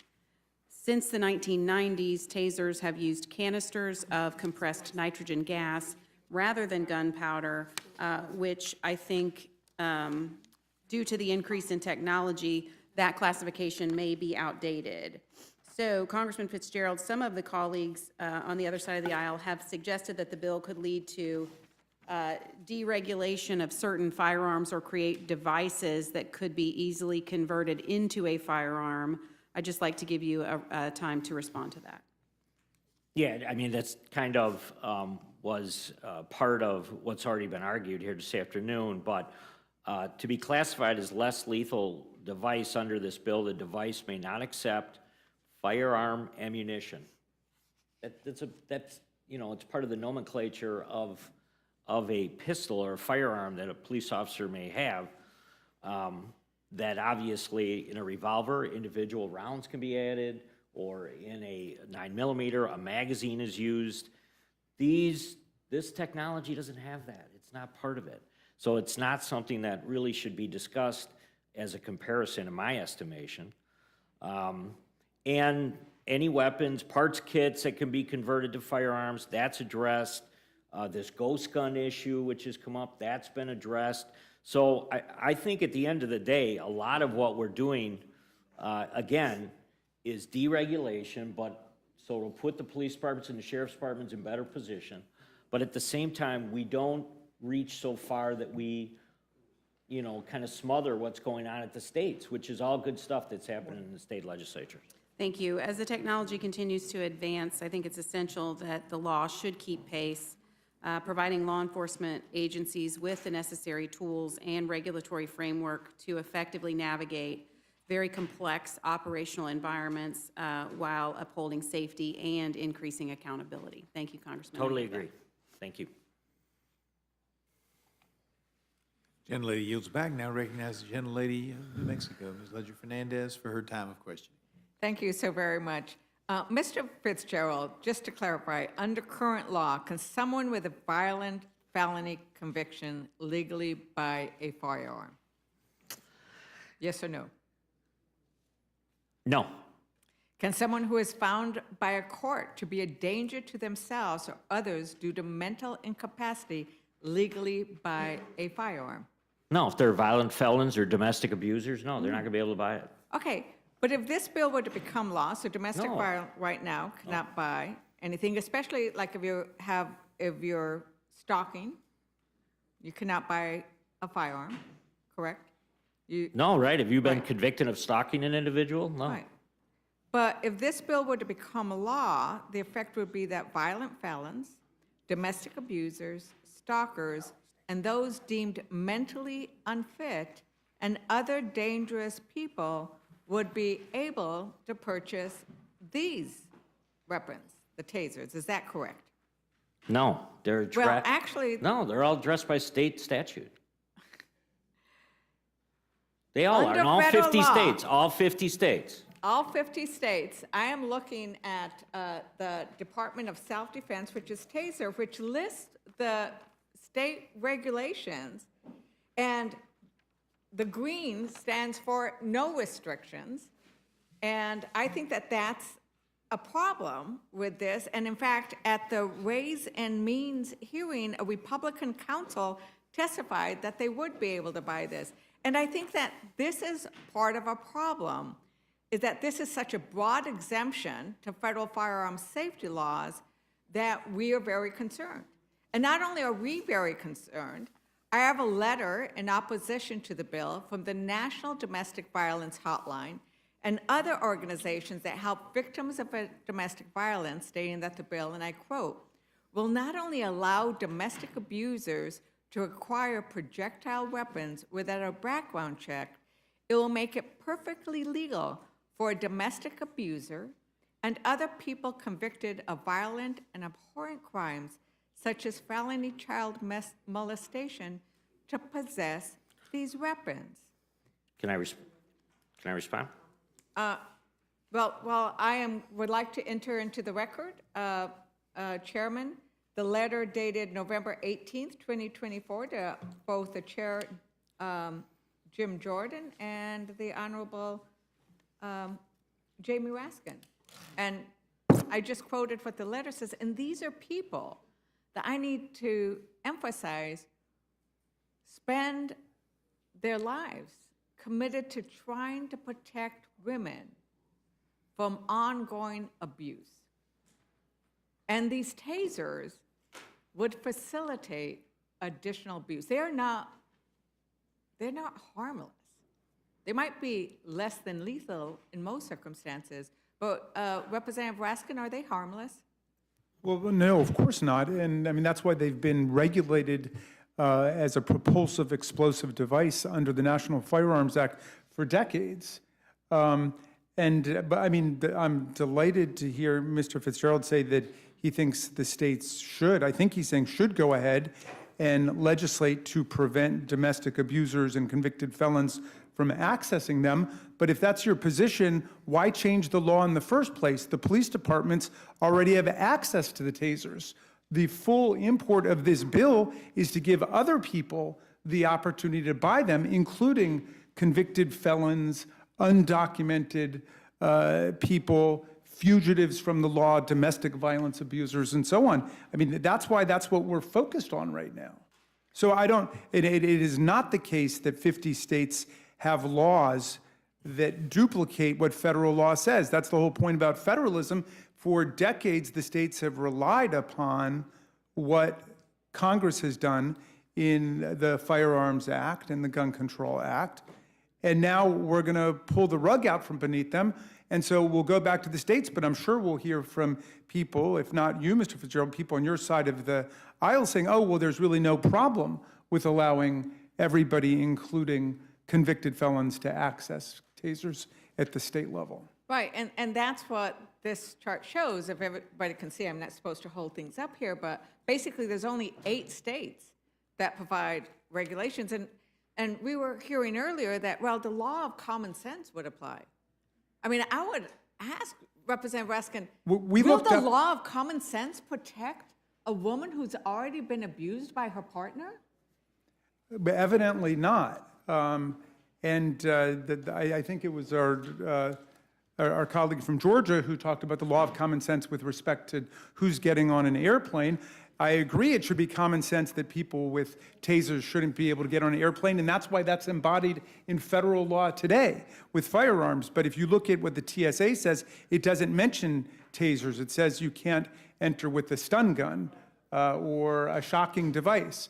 I imagine if this legal change were to go through, they would explicitly go ahead and say people cannot enter with tasers. But no, the confusion is going to be if we actually strip the law of what's been in there for decades, because now every state is going to have a different rule on it or different language on it, and then different federal departments are going to have to regulate on it that have now been just depending on federal law.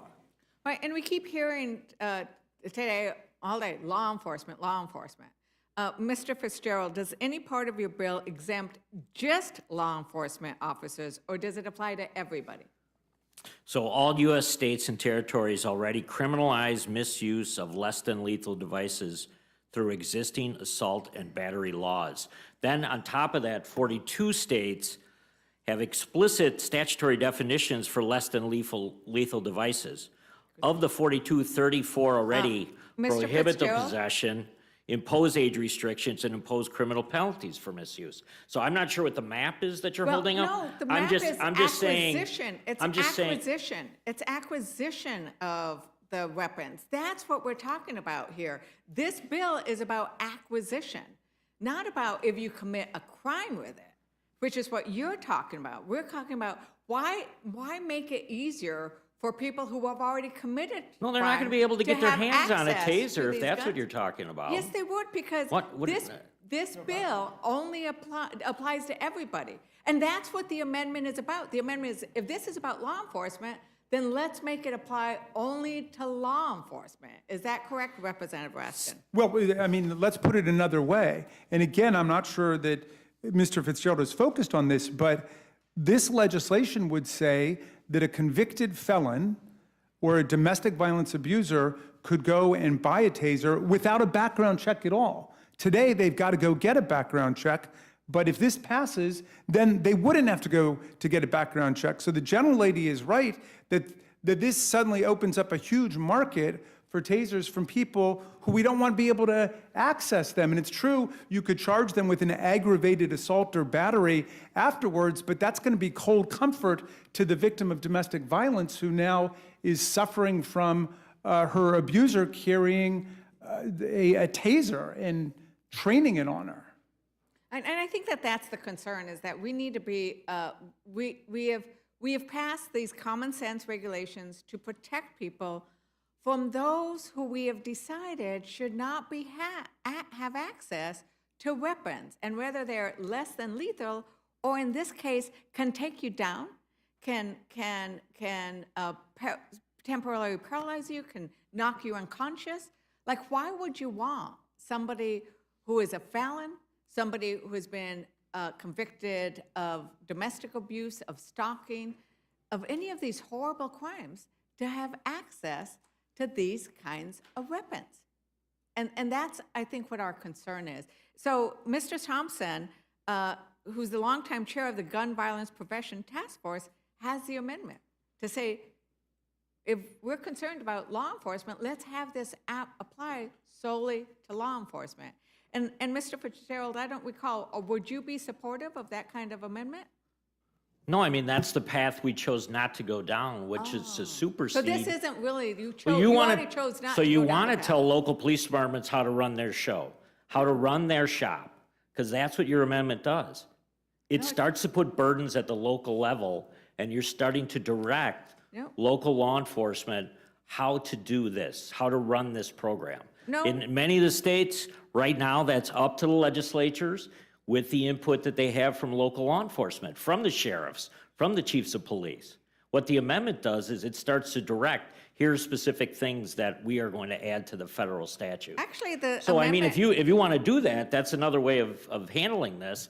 It's not something that I support, though. Well, I'm glad to hear that you have clarified your position, that you do not want to make this applicable to solve the problem that you guys all keep talking about, a problem with law enforcement, but it's not a problem with law enforcement, because the amendment just says the bill would exempt less than lethal projectile devices from being treated as a firearm only when they are used by a person while acting in their official capacity as a state, local, territorial, or tribal law enforcement officer. So the amendment doesn't put a lot of restrictions. It just says, if you're a local law enforcement, tribal, state, you're fine. You don't need to have these regulations, but everybody else Also doesn't would. fix the liability question, which is another part of the entire bill, is that right now, council in many of these municipalities or at the county level, they're actually concerned about the liability associated with it which is why some of these police departments are not deploying the less than lethal tasers right now. Yeah. So I'm going to, Representative Raskin, I mean, clearly, there is a solution to this bill to make it apply solely to benefit law enforcement officers. Republicans are not willing to do that. Is there anything else you'd like to add to this debate today? Well, that point is correct. This is a wolf in sheep's clothing, and the sheep's clothing is we're just trying to help law enforcement. Law enforcement gets tasers right now, and to the extent we need to further clarify it, that's exactly what the amendment does. The wolf is the domestic violence abusers, the convicted felons who are not going to be able to purchase firearms, but they are going to be able to purchase tasers, and that will be their next stop. And there will be no background check to stop them. The liability issue is a complete red herring. They have not identified a single case in the country where anybody has been punished more seriously because a taser is covered by the National Firearm Act. So they say they're worried about liability, but they haven't demonstrated one case, civil or criminal, where there's been liability that's based on the fact of the classification of a taser under the National Firearms Act. It just doesn't exist. There are no cases like that. Thank you very much, Representative Raskin. And I yield back. Thank you, Ms. Leisure Fernandez. Mr. Griffith, you're recognized. Thank you very much, Madam Chair.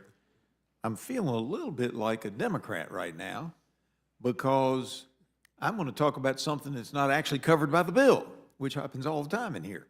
And I want Mr. Raskin to think about this because it's a problem, and it was raised by Ms. Leisure Fernandez.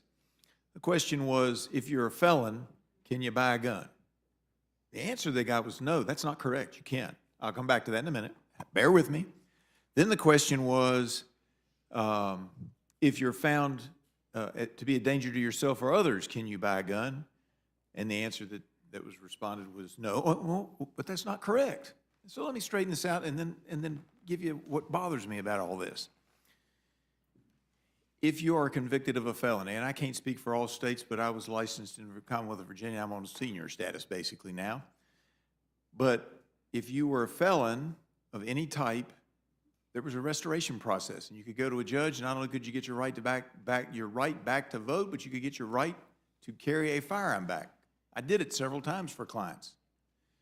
If you are found to be a danger to yourself or others, but you are determined to have some kind of a mental disorder and you get treatment and you're later found that you are now competent, you can buy a firearm, even though there previously was a declaration that you were a threat to yourself or to others at that moment in history.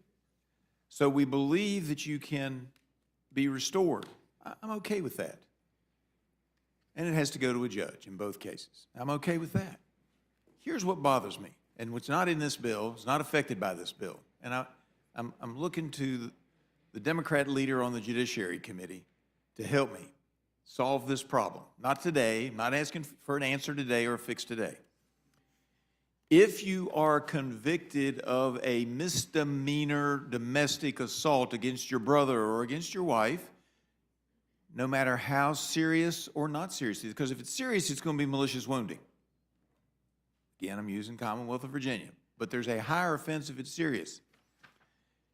There is no mechanism to have your rights restored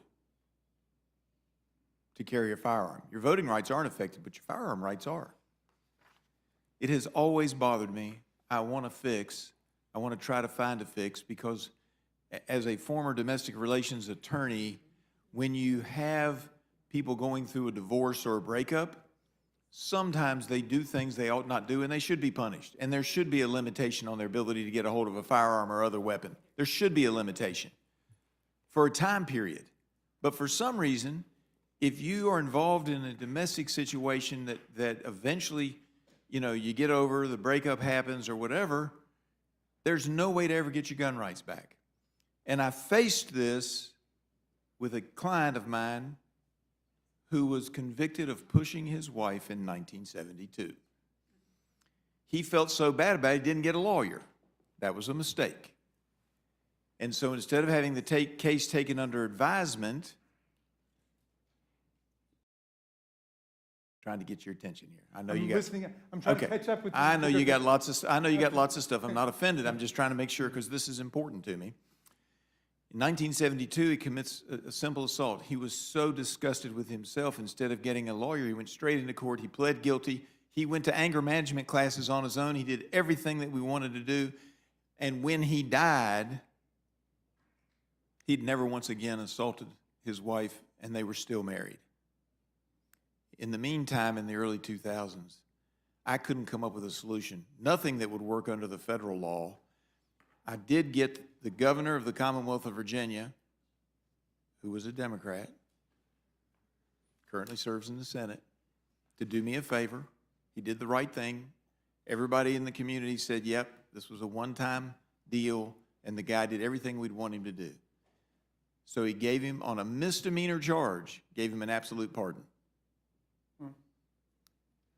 I'm not sure that worked on federal land. I told him, don't you go hunting. He wanted to go hunting. Don't you go hunting on federal land. You could get yourself in trouble because under federal law, there is no way to do it.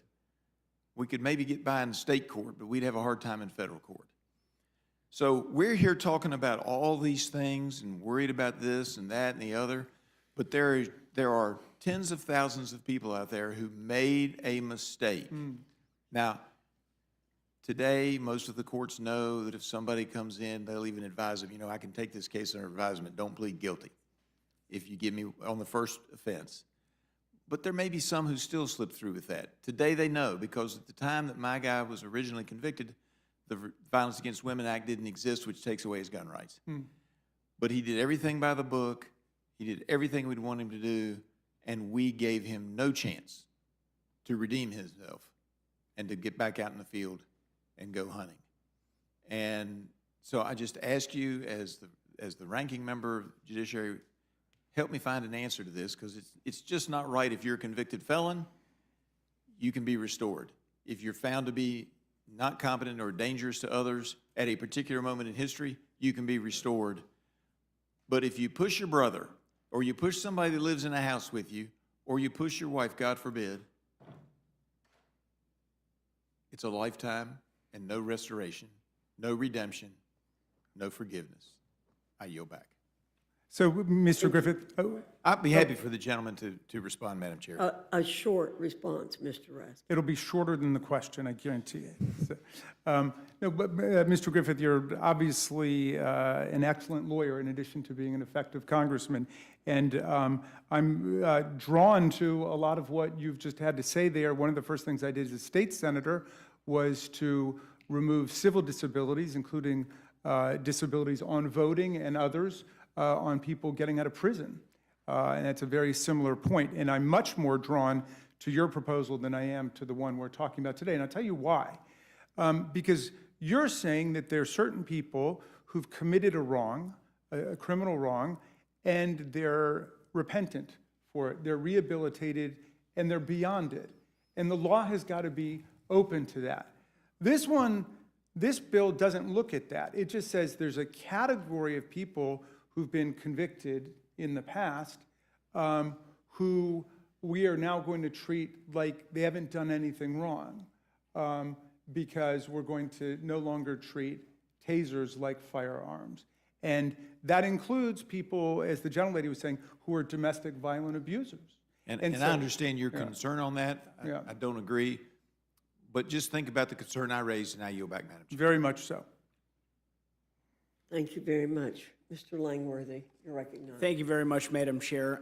This has been a rather noisy panel with a lot of back and forth. I'd like to offer Mr. Fitzgerald, the gentleman from Wisconsin, any time to clarify or offer any rebuttals to some of the allegations that were made that you didn't really get a chance to in the last. Thank you. I'll just go back once again, because treating the less than lethal devices as firearms affects the ability of the state and local law enforcement agencies to acquire and deploy these tools. So if there's anything that I guess I would like to clear up, it's the idea that this liability is real. And the problem is when you have a law enforcement officer approach you and this is an issue in the state of New York right now, where they right now have many departments that are concerned that if they issue these to their police officers and to the sheriff's deputies and they use them, that right now in New York statute, it's not clear as to whether or not it is the same as using a full firearm in some type of law enforcement action. So that is probably the most important thing that should be discussed here today, because I think at the end of the day, it's going to bring clarity to an issue that is currently plaguing law enforcement across the nation. And there is a different varying of degree of that depending on which state you're in and what that legislature has done to address it. So like I said before, I think it's a good thing that if state legislatures start to take a look at this bill, they're going to say, we may have to tweak this, we may have to do this, but what we want to be able to do is make sure that this technology gets into the hands of law enforcement, because at the end of the day, it prevents law enforcement deaths, which is the number that we're all really concerned about. So I yield back. Thank you very much. I mean, our law enforcement officers should have access to the tools to help them slow situations down, create space, resolve encounters without everything escalating to deadly force. And I believe that HR 2189 updates outdated federal law so that de-escalation tools can be used as intended while preserving clear safeguards to ensure public safety. And if the Democrats were serious about reducing violent encounters, they would support expanding access to de-escalation tools. And Republicans are choosing to do exactly that with this legislation. So I urge my colleagues to support this bill, and I yield back. Thank you, Mr. Langworthy. Mr. Norman, you're recognized. I thank both of you for testifying this today. Scott, I guess the main two things. One, you're hearing from law enforcement that this is what they want, they need and want. Is this coming mainly from the law enforcement community across the country? Absolutely. I mean, they see somebody in a community next to them because of a decision made by their council in that jurisdiction where that officer has that available to them, but they don't. And we're trying to iron all that out, and that's what this bill does. And they get qualified immunity. Most police have qualified immunity from it. That's right. That's right. Now, I'm worried about that. I think you are too, probably, as we see it starting to be maybe attacked and peeled back. But yeah, everybody, for the most part, has that right now. Well, it's, you know, the law enforcement's under attack.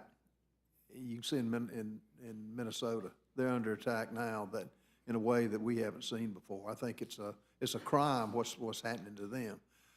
In a taser that has got more force to it, how does a qualified immunity work if, like, someone has a heart attack, that they shoot somebody, and how would that play out, you think? It's such a tiny percentage of what results from the use of the tasers that it's almost like a case by case on how it plays out, depending on the individual's health, depending on the circumstances in and around it. So it's very difficult, I think, to come up with kind of a blanket answer to all that. Well, thanks for putting this up, and I think it's a good bill. We'll support it.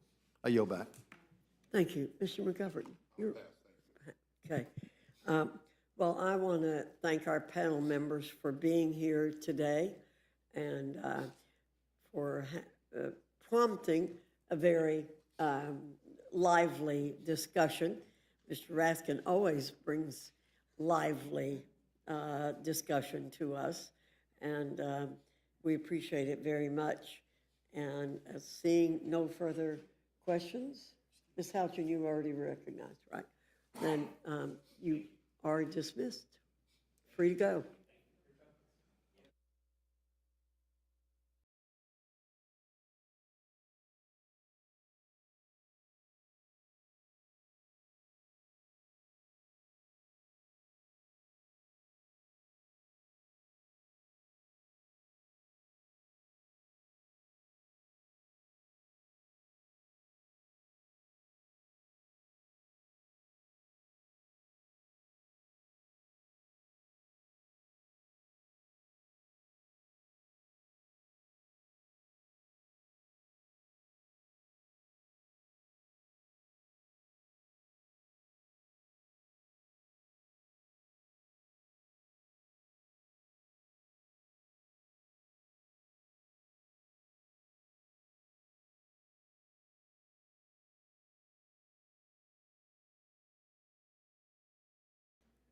I now welcome our third panel, Chairman Guthrie, Representative Castor from the Committee on Energy and Commerce.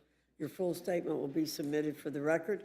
We ask you summarize your statement in 5 minutes, Chairman Guthrie, or you'll be wheel locked.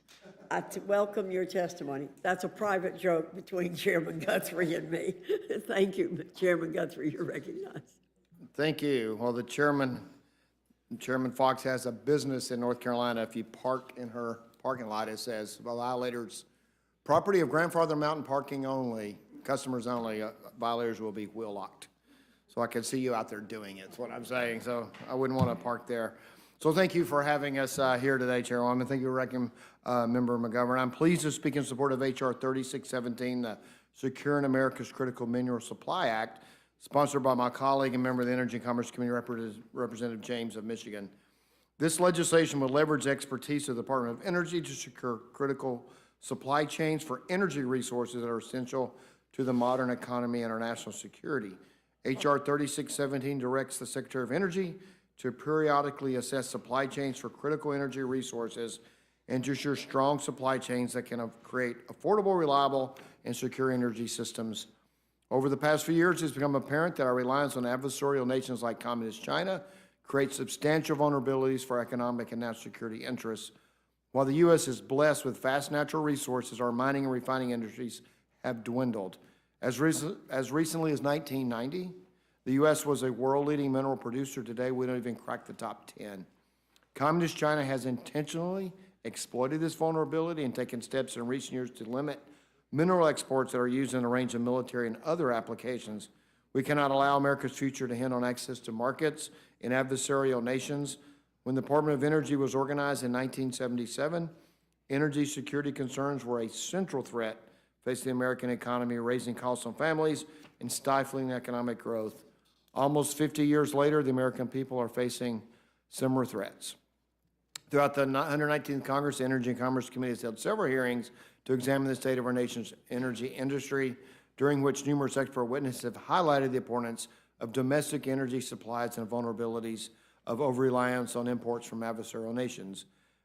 Importantly, the Trump administration has remained steadfastly focused on ensuring the U.S. remains a global leader in advanced technologies like AI and advanced manufacturing, and this legislation enhances that work to prioritize domestic supply chains for minerals, rare earths, and energy resources needed to fuel next-generation energy. And our H.R. 3670 is a timely piece of legislation that will ensure the Department of Energy leads the way for a more secure, affordable, and reliable future for our nation's energy. I urge my colleagues to support this legislation, and I yield back. Thank you, Mr. Guthrie. Ms. Castor, you're recognized. Thank you, Madam Chair, and to the ranking member. I'm pleased to be here with Energy and Commerce Chair, my good friend, Mr. Guthrie. I wish we were here to discuss how we can boost America's critical mineral supply chain. Critical minerals are essential for our energy sector, but H.R. 3617 could actually harm U.S. energy production and lead to higher costs across the country. Electric bills are already sky high, and Congress should not make it worse. In addition to serving as the ranking member of the Energy Subcommittee, I also serve on the bipartisan Select Committee to counter the Chinese Communist Party, the China Subcommittee, where Rob Whitman and I led a bipartisan critical minerals working group. And work together to develop policies to help the Department of Energy and other agencies really focus on how we break everyone's dependence on China. China has weaponized critical minerals. That's why Democrats were very forward-leaning through policies in the Bipartisan Infrastructure Law and in the Inflation Reduction Act to give the Department of Energy along with private sector partners, a lot of new ways and loans and grants to help develop these critical mineral supply chains, break the dependence on China, because in the energy sector, we are reliant on a broad portfolio of critical minerals. And I think there's bipartisan support across the Congress to develop more resilient supply chains. The International Energy Agency estimates that mineral demand for clean energy technology will almost triple by 2030 and quadruple by 2040. And that's kind of the problem here, is in America right now, one of the reasons that electric bills are so sky high is because there are enormous amounts of cleaner, cheaper energy waiting to come onto the grid.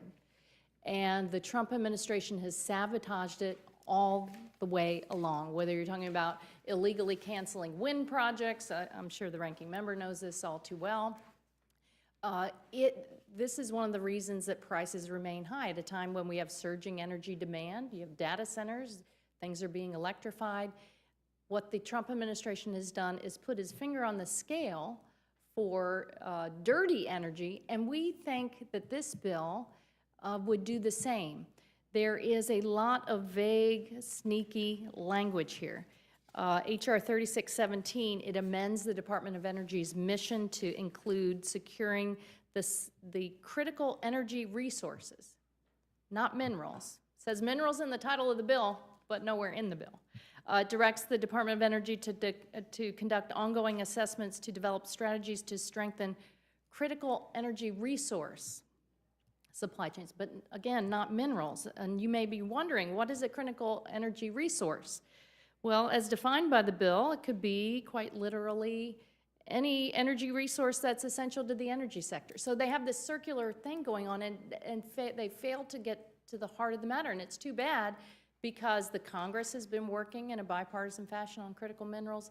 The Biden administration was, even the Trump administration, they're actually trying to work with allies and partners, but we just don't, we cannot sanction, again, another effort to put the finger on the scales for dirty, expensive energy supplies while you are sabotaging cleaner energy that should be on the grid to benefit businesses, manufacturing, our whole competitiveness here in America, and help lower electric bills. So we think this is we should go back to the drawing board here. I think there's a lot of common ground. Get back to all of the above. Even the Energy Secretary in front of the Energy and Commerce Committee couldn't even say that he's for all of the above. It's only dirty energy that is more expensive, fueling higher costs and higher electric bills, and that's the last thing the folks we represent back home need. So for all of those reasons, I hope the committee will say respectfully, Energy and Commerce Committee, go back to the drawing board, or it could be substantially amended by the Rules Committee to actually make way for countering China and lowering electric bills. Thank you, Madam Chair. I yield back. Thank you very much. I'm going to recognize myself to ask a couple of questions. Chairman Guthrie, when the Department of Energy was organized, was the goal, or even a goal, to reduce our reliance on China for critical components of the energy sector? Is that anywhere in the mission statement? Thanks. In the 70s, you know, what we were finding was the oil issue. That's why the Department of Energy came out of the oil issue. And on that, I'm from all the above. I am, and I think what Secretary Wright said was best of the above, and we need to make sure that it all fits in the right place. But this is a Department of Energy graph from our storm on January the 26th, and what the stated capacity of wind and solar was less than 89% of its, less than 80, so 20% of its stated capacity minus 80, and wind was 23% of its stated capacity. And if we look at New England, which oil is a lot of New England, I have a chart here, that they got more from burning wood than they did from wind and solar in New England on January the 26th this year. And so they all have their role, but we can't just not focus on these other groups. Nuclear didn't go up or down because it's always on. So nuclear is like plus 1%, I believe. And we need to work together because we need to have all resources. But this just proved when you say we got capacity in wind and solar, and then when the conditions aren't ideal, I mean, there was wind blowing, but it was gusts of wind, which isn't ideal. You need a steady, constant wind or a steady, constant sunshine to meet the goals that they have. And that's the issue that we want to address. It's part of it. All the resources, it takes minerals to do the solar panels. It takes minerals, critical minerals to do wind turbines, and so I think that let's look at all of it. Well, you just anticipated my next question. Okay. Aren't these critical minerals needed for these alternative forms of energy? They are. It's everything we do. It's automobile production. And, you know, in China, last spring, withheld sending critical minerals as reaction to some of the things that they didn't like. And fortunate for us, it woke us up, or should wake us up, that they didn't do it at a time when national security issues could be out there. And so we absolutely have to have a plan, and this is a result of that, a plan to make sure that we have all the resources that allow us to have the energy that we need to make sure we have a successful country. But I'll say this for our friends on the left, they certainly have a way of capturing language and calling wind and solar clean and everything else dirty. I have to say I'm somewhat offended by that, because when you're staying warm, you're very happy to have whatever energy you can get. Let me say one more question quickly. Would the strategy this bill require from the Department of Energy ensure that the department takes a holistic view of critical energy resources instead of focusing on just one goal? And you said all of the above. That's the way I've always believed. We should have all of the above, including solar, wind, water, which we never hear about anymore. Right. Nuclear, everything. So isn't it going to take a holistic view? Well, that's why, and I think it was referred to as vague, but that's why it was drafted as all of it, right? It's not just antimony. It's, do we have the right resources of, if you saw the chart, wind, coal, and oil really produced in New England. I've lived in New England for a couple of years, and the jobbers going down the street filling the tanks up in the basement, as my good friend from the ranking member is familiar with. And you know, if you just completely change all that infrastructure, it'd be extremely expensive to do. It makes it unaffordable when you don't do it correctly for people living in those communities.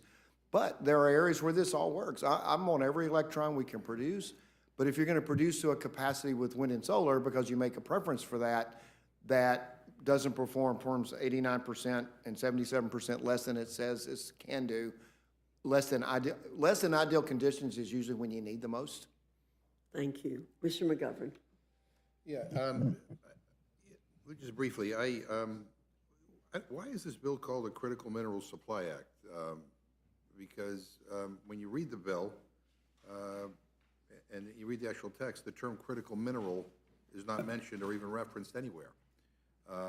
Instead, you use this term called a critical energy research, which I think, as you've just admitted, could include oil and gas or coal. And so I guess if you really want to focus on critical minerals, like the title of the bill states, which I guess you don't, I was going to wonder whether you would favor an amendment to limit it to critical minerals. Under the Energy Act of 2020, which is current law, the definition of a critical mineral includes minerals that are essential to our economy and have a vulnerable supply chain, like cobalt and lithium, which are used to build batteries in electric vehicles. But the definition explicitly excludes fuel materials like oil, gas, and coal. So I'm just trying to understand, why is this a way to kind of cover up that there'll be more handouts for oil, gas, and coal industries? I mean, why was that? We want to make this, so what our goal is to make this a holistic view of our critical minerals, our critical, our energy resources, and make sure that we're energy independent. But and we I'm just continue. pointing out that the definition of critical minerals is one thing. Right. It doesn't include oil, gas, and coal. And I guess my question is, why is the bill named this way? And why is the term critical minerals not mentioned anywhere in the bill? I mean, it seems like there's a little bit of deception here. Well, what we're trying to do is make sure that we have the Department of Energy making critical reviews of all energy resources to make sure that they have strategies for energy independence. Part of that is, do we have the right antimony? Do we have things that we can make magnets? Do we have the coal and oil and gas? And do we have what it takes to build turbines? Do we have what it takes to build? I mean, our goal is to have a holistic, all-the-above approach. Ms. Kester, you want to? I think you've hit upon it and why we have to oppose it after all of the good bipartisan work on critical minerals. This appears to be another giveaway to dirty energy companies and giving the Department of Energy more leeway to boost the fossil fuel companies who have had a front row seat driving policy. When you look at the track record over the past year at the Department of Energy, it's filled with illegal cancellations of energy projects at a time we desperately need more energy on the grid. We've got to hold down electric bills. People are just being hammered by the higher costs. In Florida, the Republican-controlled Utilities Commission just passed the highest rate increase in the history of the country, over $6 billion. We're relying on gas in the Sunshine State. And for critical minerals, all of the analysis looking forward says if you want to counter China, you do not want them to eat our lunch anymore, and you want to boost American manufacturing and make batteries in America again, you have to include battery storage technology. You have to include the renewable energies that are, yes, they're cleaner and cheaper, and that is the wave of the future. We can stay stuck in the past like the president likes to keep us, but that's an expensive, dirty future where we're going to be left behind compared to what we really need to be doing. I think it's sad that around here you have to read the fine print in these bills because, again, just at a first blush, you would think that this was about batteries. This was about clean technologies. This was about, critical minerals supply. But it's about much more than that. But I appreciate you both being here, and I yield back. Thank you very much. Let me see who is next.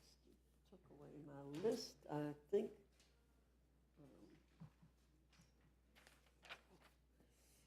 Ms. Fishbach is not here. Mr. Scott, Mr. Griffith. Chairman Guthrie, I heard all these arguments before. Is there anything that you would like the committee to know that you haven't had a chance yet to say? Well, just to reemphasize one thing, this is about all the above and a holistic approach. And we do need the antimony. We need the battery. We need the technology. What has affected us last spring is when China quit shipping what is defined in the bill as critical mineral, not in the bill, it's defined as the ranking member said, critical minerals. But also we're looking at critical energy resources. And this is over the next 2 years. And maybe there's a future where this doesn't have to happen. But I'm telling you, this is a graph I can submit for the record from the Department of Energy that shows the increase in production on January the 26th. You see coal, 24%, natural gas, the energy produced from these sources, 43% nuclear, 15%. You throw in New England, you have oil at 35% because some reason New England developed different than the rest of the country in the way that they produce.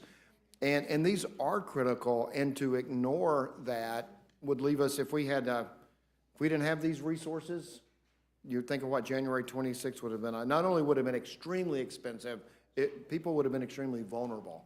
And what was the date on that again? January 26th, the height of the storm. And Storm firm. Has that already been submitted for the record? I can submit these for the record. I've got one from the Without Department of objection. Energy, all impacted regions. I'll just, and show. I would so move, Madam Chair, Thank you, Mr. Griffith. and I yield back. Thank you. Ms. Scanlon, you're recognized. Thank you. Ms. Castor, I really am struggling with this Critical Minerals Supply Act that doesn't really address critical minerals.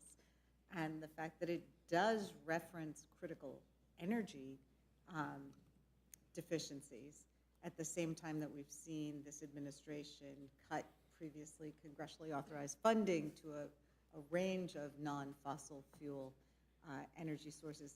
Can you help us understand what is being accomplished here and what we really need to work on?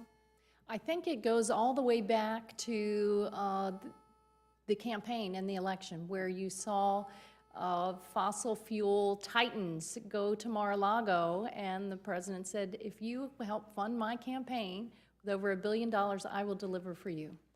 And time after time, that's been made plain. It's been made plain to our neighbors back home who are suffering exorbitant higher costs on their electric bills. They open those electric bills and they're like, please, mercy. Grocery bills, housing is already expensive enough. Can we please have Washington actually tune in to the high cost of living? Instead, what does the Congress do? Their big ugly bill ripped away cost-saving rebates and investments to help people afford energy. Yes, and the pathway is through cleaner, cheaper energy. And a lot of the legacy fossil fuel companies, they understand this. So they want to try to keep their competitive edge. So that's why you've seen the Trump administration cancel enormous cancellations of clean energy projects that were permitted, approved, ready to come online, and they pull the rug out from under them. And if you're worried about people having the energy they need during a storm, why would you sanction the administration ripping away all of those new energy resources? Also taking a hatchet to massive transmission investments.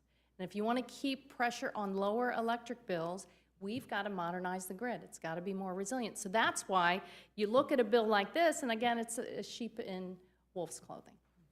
That's been the course of action over the past year. It is really disappointing because we had been making some headway with respect to transforming our energy system, and I guess I thought that our Republican colleagues were serious when they said, well, we need to do all of the above to get there. Clearly, all of the above goes to the wayside when fossil fuel industry is willing to pay to play. So thank you for your testimony. I yield back. Thank you, Ms. Scanlon. Ms. Houchin, you're recognized. Thank you, Madam Chair. I want to thank the witnesses. Thanks to the chairman for being here and Ms. Castor. Our nation's security, economy, and technological future all depend on access to critical minerals. Increasing domestic energy production, securing supply chains, and reducing reliance on foreign adversaries is not just smart policy, it's common sense. It's good for the economy and it's good for American families. Energy independence affects virtually every major sector of our economy. This bill is a logical next step to follow President Trump's America First, energy independent agenda for a safer and more prosperous America. Chairman Guthrie, we've heard our colleagues on the other side of the aisle call this legislation a sheep in wolf's clothing. I hate to say, I think she probably meant the other way around. I did mean the other way around. Thank you, Ms. Nelson. Yes, but right. Could you just take some time to respond to the criticism of the bill and also talk about why this bill is necessary to give the Department of Energy the tools necessary to allow domestic energy production to increase to ensure that our supply chains are secure? What this bill does is it directs the Department of Energy to look at all critical energy resources. Is what it says. All critical energy resource, which is also, if you want to define the critical minerals, such as we receive from China. And it's important that we're involved. I've had people ask me, why should the government get involved in these types of things? Is that if we don't, every time we try to produce them here, so mining of critical minerals, we don't process critical minerals either. That's another thing we have to look at.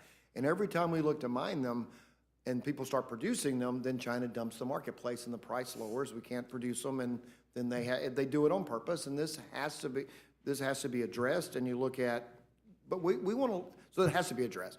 But we want to look at the entire energy sector, and you know, we talk about. I can keep bringing these up. What carried the load during this last storm, and maybe sometime in the future that could be different. But in the next 2 years, it's not going to be much different than that. And so we want to make sure that people have access to electricity, we have access to energy, they have access to heat when they need it, or summertimes they have access to air conditioning. But we also need batteries, we need storage, we need solar panels, we need I said it, I believe it, so I know that all of the above, but I also don't disagree with the best of the above. You know, solar works somewhere better than it works others, and we do need to modernize our grid. We need to work on transmission. I don't disagree with anything my friend, and she is my friend, has just said, but I think that if we don't focus on all of the resources, you won't have, I mean, this is New England alone, this is the impacted areas. Just think of what would happen if we didn't have these sources. Thank you. From manufacturing to AI, the demand for critical minerals is skyrocketing, yet for too long, misguided policies have left the United States reliant on foreign adversaries for these resources, jeopardizing our energy security and economic potential. As recently as 1990, the United States was the world's #1 producer of minerals. By 2018, the United States has fallen to 12th overall in global non-fuel mineral production. This legislation secures critical energy resource supply chains by diversifying sources and increases domestic production, refining, and processing of resources. Doing so unleashes American energy, powering our factories, fueling innovation, and securing the future. Thank you for your leadership, Mr. Chairman. I yield back. Thank you. Ms. Ledger-Fernandez, you're recognized. Thank you very much. And I need to just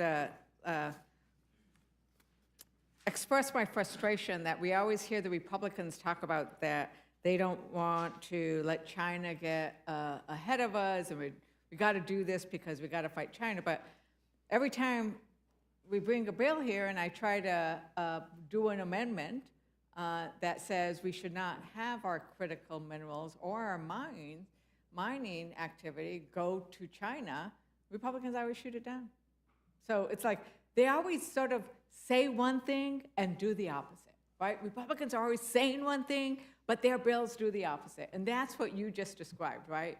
They say we got to protect critical minerals, but then this is a fossil fuel giveaway. That's the wolf, right? I can't say wolves either because it's a W and R, so I'm going to stay away from that metaphor.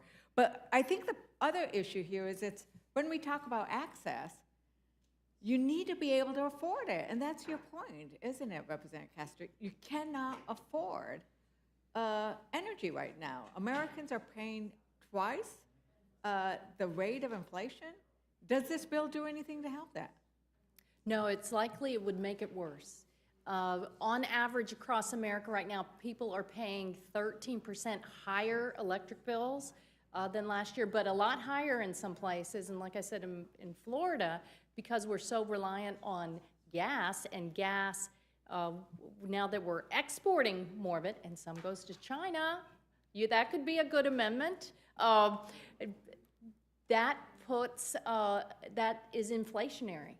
And this would be inflationary as well, not actually addressing the critical mineral issue, but instead kind of surreptitiously, sneakily saying critical energy resources.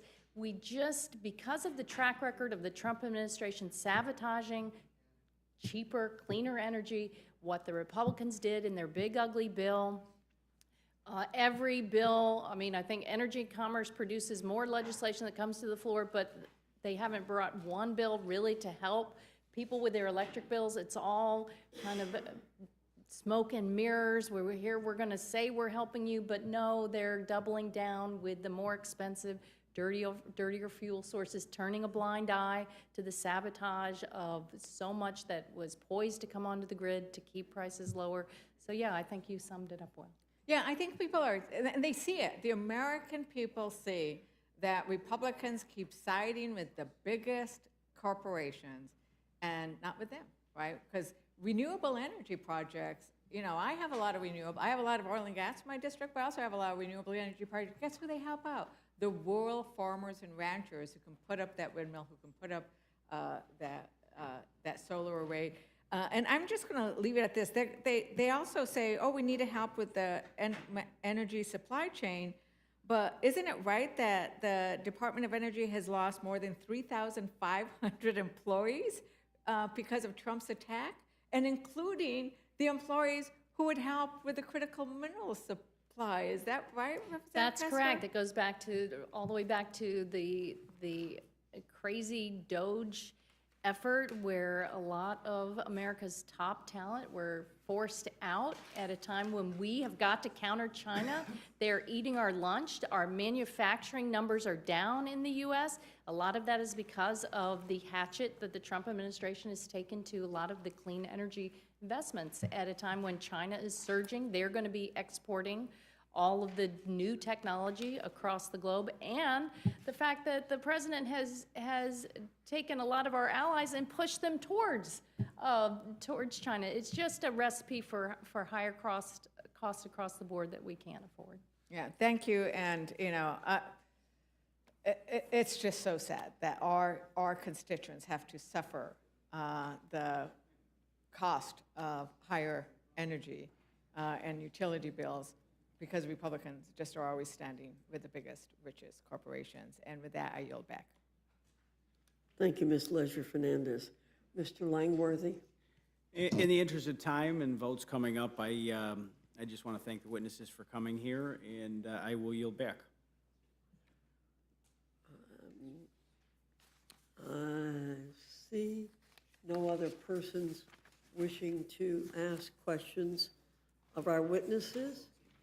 And with that, anyone else seeking to testify on HR 2061, 2189, 3617? Seeing none, this closes the hearing portion of our meeting.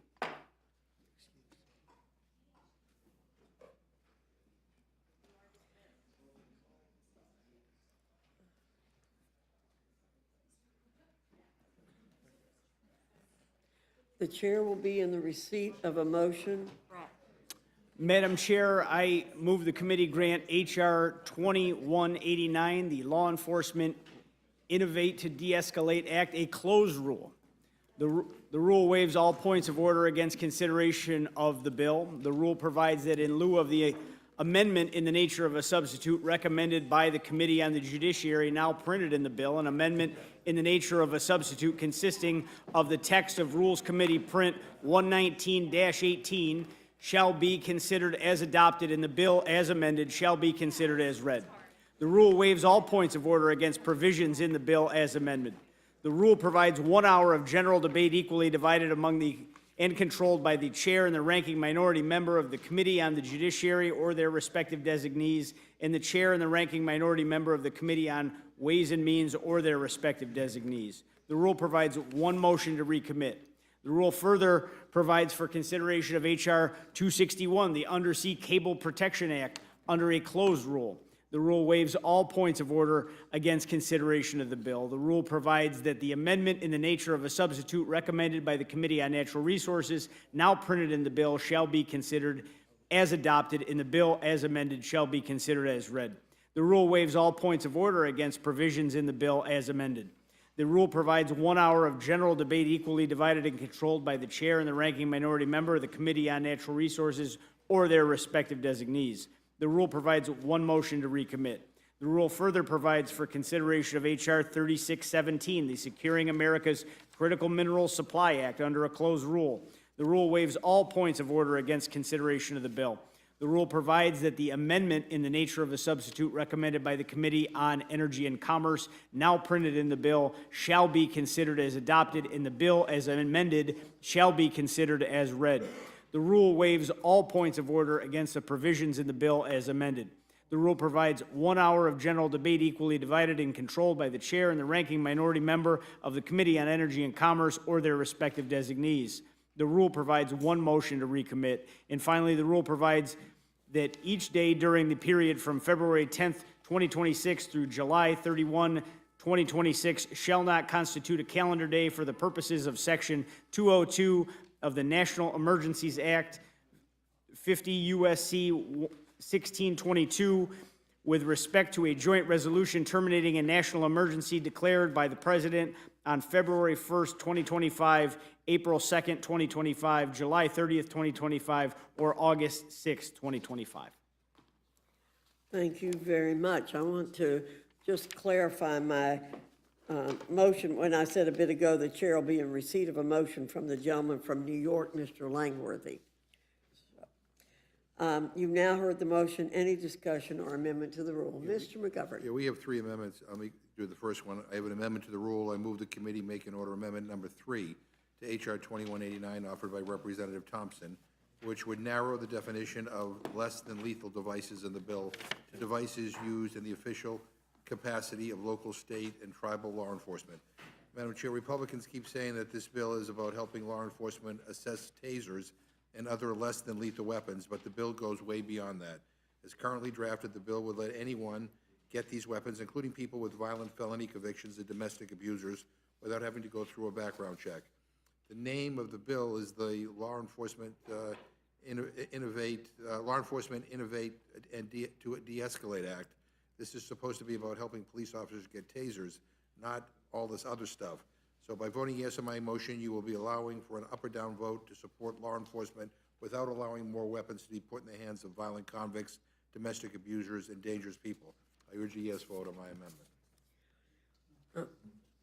Is there any further discussion on the amendment from Mr. McGovern? Hearing none, the question is on the amendment. All those in favor signify by saying aye. Aye. Those opposed say no. No. In the opinion of the chair, the noes have it. As for roll call, Madam Chair? Mr. McGovern requests a roll call. The clerk will call the roll. Mrs. Fishbach? No. Mrs. Fishbach, no. Mr. Norman? Mr. Roy? No. Mr. Roy, no. Mrs. Houchin? Mrs. Houchin, no. Mr. Langworthy? No. Mr. Langworthy, no. Mr. Scott? No. Mr. Scott, no. Mr. Griffith? No. Mr. Griffith, no. Mr. Jack? No. Mr. Jack, no. Mr. McGovern? Yes. Mr. McGovern, aye.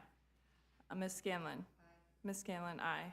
Mr. Neguse? Ms. Ledger Fernandez? Aye. Ms. Ledger Fernandez, aye. Madam Chair? No. Madam Chair, no. The clerk will report the total. 3 ayes, 8 noes. The noes have it. The amendment's not agreed to. Further discussion on the amendment. Madam Chair, I have an amendment to the rule. I move the committee make an order amendment number 2 to H.R. 2189 offered by Representatives Cloud, Moore, and Biggs, which will prohibit the Federal Reserve from studying, developing, or taking, or issuing a central bank digital currency. Madam Chair, although I oppose the underlying policy, Republican leadership reportedly promised to include this proposal as part of future bills after failing to do so when we passed a sweeping crypto bill out of the House last July. But Speaker Johnson has not done so. In December, when the NDAA passed without this policy, a Republican member of Congress said that Speaker Johnson, quote, didn't keep his promise, end quote. Congressman Cloud, Moore, and Biggs, who have filed this amendment, clearly have not forgotten about this broken promise either and deserve to know if Republicans on the Rules Committee support their efforts or not. I urge a yes vote on my motion, and I yield back. Is there further discussion on the amendment? Hearing none, the question is on the amendment. All those in favor signify by saying aye. Aye. Those opposed say no. No. In the opinion of the chair, the noes have it. The amendment is I not ask for a agreed roll to. call on that. The clerk will call the roll. Mrs. Fishbach? No. Mrs. Fishbach, no. Mr. Norman? Mr. Roy? No. Mr. Roy, no. Mrs. Houchin? Mrs. Houchin, no. Mr. Langworthy? No. Mr. Langworthy, no. Mr. Scott? No. Mr. Scott, no. Mr. Griffith? No. Mr. Griffith, no. Mr. Jack? No. Mr. Jack, no. Mr. McGovern? Aye. Mr. McGovern, aye.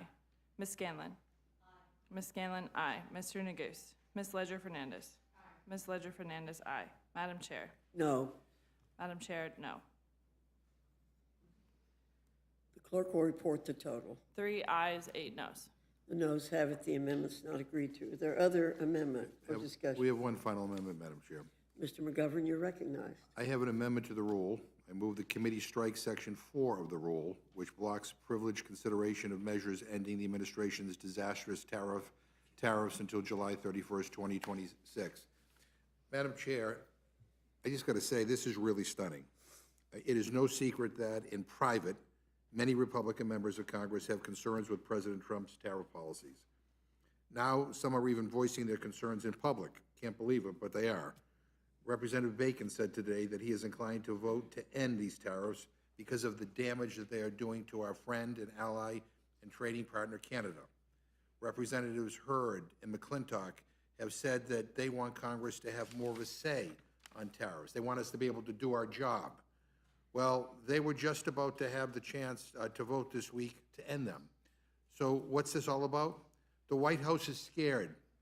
They know that the Republican House finally, after months of blocking itself from doing what the Senate has already done, is poised to vote to end these unpopular, unwise, and downright dumb tariffs. And the White House said jump, and Speaker Johnson is saying, until when? Well, I guess the answer is until July. This is an embarrassment, and I can't believe that members on this committee on the Republican side will go along with this. You knew a vote ending these tariffs would pass because they are driving up costs for hardworking Americans. They are a vanity project for this president, and they're not based on reality. And the only reality is that Americans are picking up the tab. Things are getting more expensive. So instead of taking that vote, you are rigging the rules to protect the White House and your members from embarrassment. President Trump's trade war continues to increase the prices Americans are paying for food, for gas, and for everyday goods. In defense of the Constitution and the role of the Congress, I urge you, and I plead with my colleagues, to vote yes on my motion to give this body back the power that it is constitutionally entitled to. Let us do our job. If people want to support these rotten, stupid tariffs, you can vote for that. But we ought to be. This is a new low. And with that, I again urge a yes vote, and I yield back. Madam Chair, can I speak to the? Yes, Ms. Scanlon. Yes, I would support Mr. McGovern's amendment. It is really shocking when we see the impact of these tariffs on our constituents as prices continue to go up. As Mr. McGovern mentioned, our colleagues in private conversation, when the president can't hear them, openly acknowledge that these tariffs have been a disaster for Americans. We've already seen the Senate pass these bills, but the only way that the House gets to deal with it is you hide it in a procedural thing. It is shocking, the denial of reality that we have to live through right now. Do not believe what you can see with your own eyes when we see ICE agents killing Americans on our streets. Do not believe the calendar, because we're just going to throw the calendar out with this motion. I obviously can't support the underlying rule. I think it shows an incredible amount of cowardice that our colleagues will not stand up and actually just take a vote on the damn tariffs. I yield back. Ms. Ledger-Fernandez. Madam Chair, thank you very much. And, you know, this kind of reminds me of the Epstein files. This is the 5th time that these 9 Republicans are going to vote in favor of the tariffs, because that's what this is. 5th time they're going to prevent the House from taking up the legislation to vote it up or down on the floor. The same way they kept blocking release of the Epstein files. They are now blocking relief to America's families and to America's small businesses. We often talk about the thousands and thousands of dollars that our families have to pay because of these tariffs. But what they're doing to our small businesses, 76% of small businesses responding to a poll about how is it impacting them, 50 employees and less, said, we don't know if we'll be able to continue this, right? They talked about having to lay off workers, 120,000 workers laid off from small businesses in November 2025 alone related to the tariffs. This administration, the Republicans who enable it on this floor and in this room, are causing the biggest job losses that we have seen in years and sometimes in decades. And they keep doing it over and over again with this trick of saying a day is not a day. You know what? A day is a day. It passes. It's 24 hours, and every day that passes where you do not let the floor debate and vote on these tariffs is another day that our working families pay more and that our small businesses pay more. And these are their voices, not ours. You go and look at what the different small business organizations say. They all say these tariffs are horrible. They're killing us. But you're all looking down on your phone because you don't want to acknowledge that these tariffs are bad, and you are taking the fall for everybody. Madam Chair, with that, I yield back. Thank you, Ms. Ledger Fernandez. Well, I'm not looking at my phone. I want to remind my friends on the other side of the aisle that the Supreme Court heard argument on November 5th on the very issue of whether the Trump administration has the authority to impose the tariffs under debate.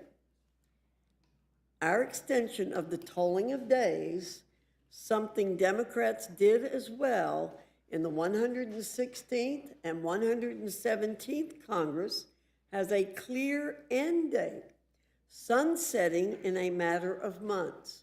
Unlike the blanket prohibitions on COVID NEA resolutions under Democrat rule. This extension will allow the Supreme Court the time necessary to provide a ruling on this very consequential issue. Madam Chair, this is the 5th time we've moved the date. And so I guess the new argument now is that, we should not only give up our power to the White House, we should give it up to the Supreme Court. I mean, this is the 5th time we've done this. At some point, my Republican friends, have to live up to the responsibility of what your job requires. And that's not what we're doing here today. So again, I urge a yes vote on my amendment. And Madam Chair, I would point out that that Supreme Court opinion was bought by small businesses. Okay. Well, I just have pointed out how people can have differences of opinions whether they're in the majority or the minority. Any further discussion from our side? Hearing none, the question's on the amendment. All those in favor signify by saying aye. Aye. Those opposed say no. No. In the opinion of the chair, the noes have it. As for roll The call. amendment's not agreed to. The clerk will call the roll. Mrs. Fishbach? No. Mrs. Fishbach, no. Mr. Norman? Mr. Roy? No. Mr. Roy, no. Mrs. Houchin? Mrs. Houchin, no. Mr. Langworthy? No. Mr. Langworthy, no. Mr. Scott? No. Mr. Scott, no. Mr. Griffith? No. Mr. Griffith, no. Mr. Jack? No. Mr. Jack, no. Mr. McGovern? Aye. Mr. McGovern, aye. Ms. Scanlon? Aye. Ms. Scanlon, aye. Mr. Neguse? Ms. Ledger Fernandez? Aye. Ms. Ledger Fernandez, aye. Madam Chair? No. Madam Chair, no. The clerk will report the total. 3 ayes, 8 noes. The noes have it. The amendment is not agreed to. Is there further amendment or discussion? Hearing no further discussion, the question's on the motion from the gentleman from New York. All those in favor signify by saying aye. Aye. Those opposed say no. No. In the opinion of the chair, the ayes have it. The motion is agreed to. As for a roll call, I think it's Mr. important. McGovern asked for a roll call vote. The clerk will call the roll. Mrs. Fishbach? Aye. Mrs. Fishbach, aye. Mr. Norman? Mr. Roy? Aye. Mr. Roy, aye. Mrs. Houchin? Mrs. Houchin, aye. Mr. Langworthy? Aye. Mr. Langworthy, aye. Mr. Scott? Aye. Mr. Scott, aye. Mr. Griffith? Aye. Mr. Griffith, aye. Mr. Jack? Aye. Mr. Jack, aye. Mr. McGovern? No. Mr. McGovern, no. Ms. Scanlon? No. Ms. Scanlon, no. Mr. Neguse? Ms. Ledger Fernandez? Ms. Ledger Fernandez, no. Madam Chair? Aye. Madam Chair, aye. The clerk will report the total. 8 ayes, 3 noes. The ayes have it. The motion to report is agreed to. Accordingly, the gentleman from New York, Mr. Langworthy, will be managing the rule for the Mr. Neguse for the Democrats. Mr. Neguse will handle it for the minority. Without objection, the committee is adjourned.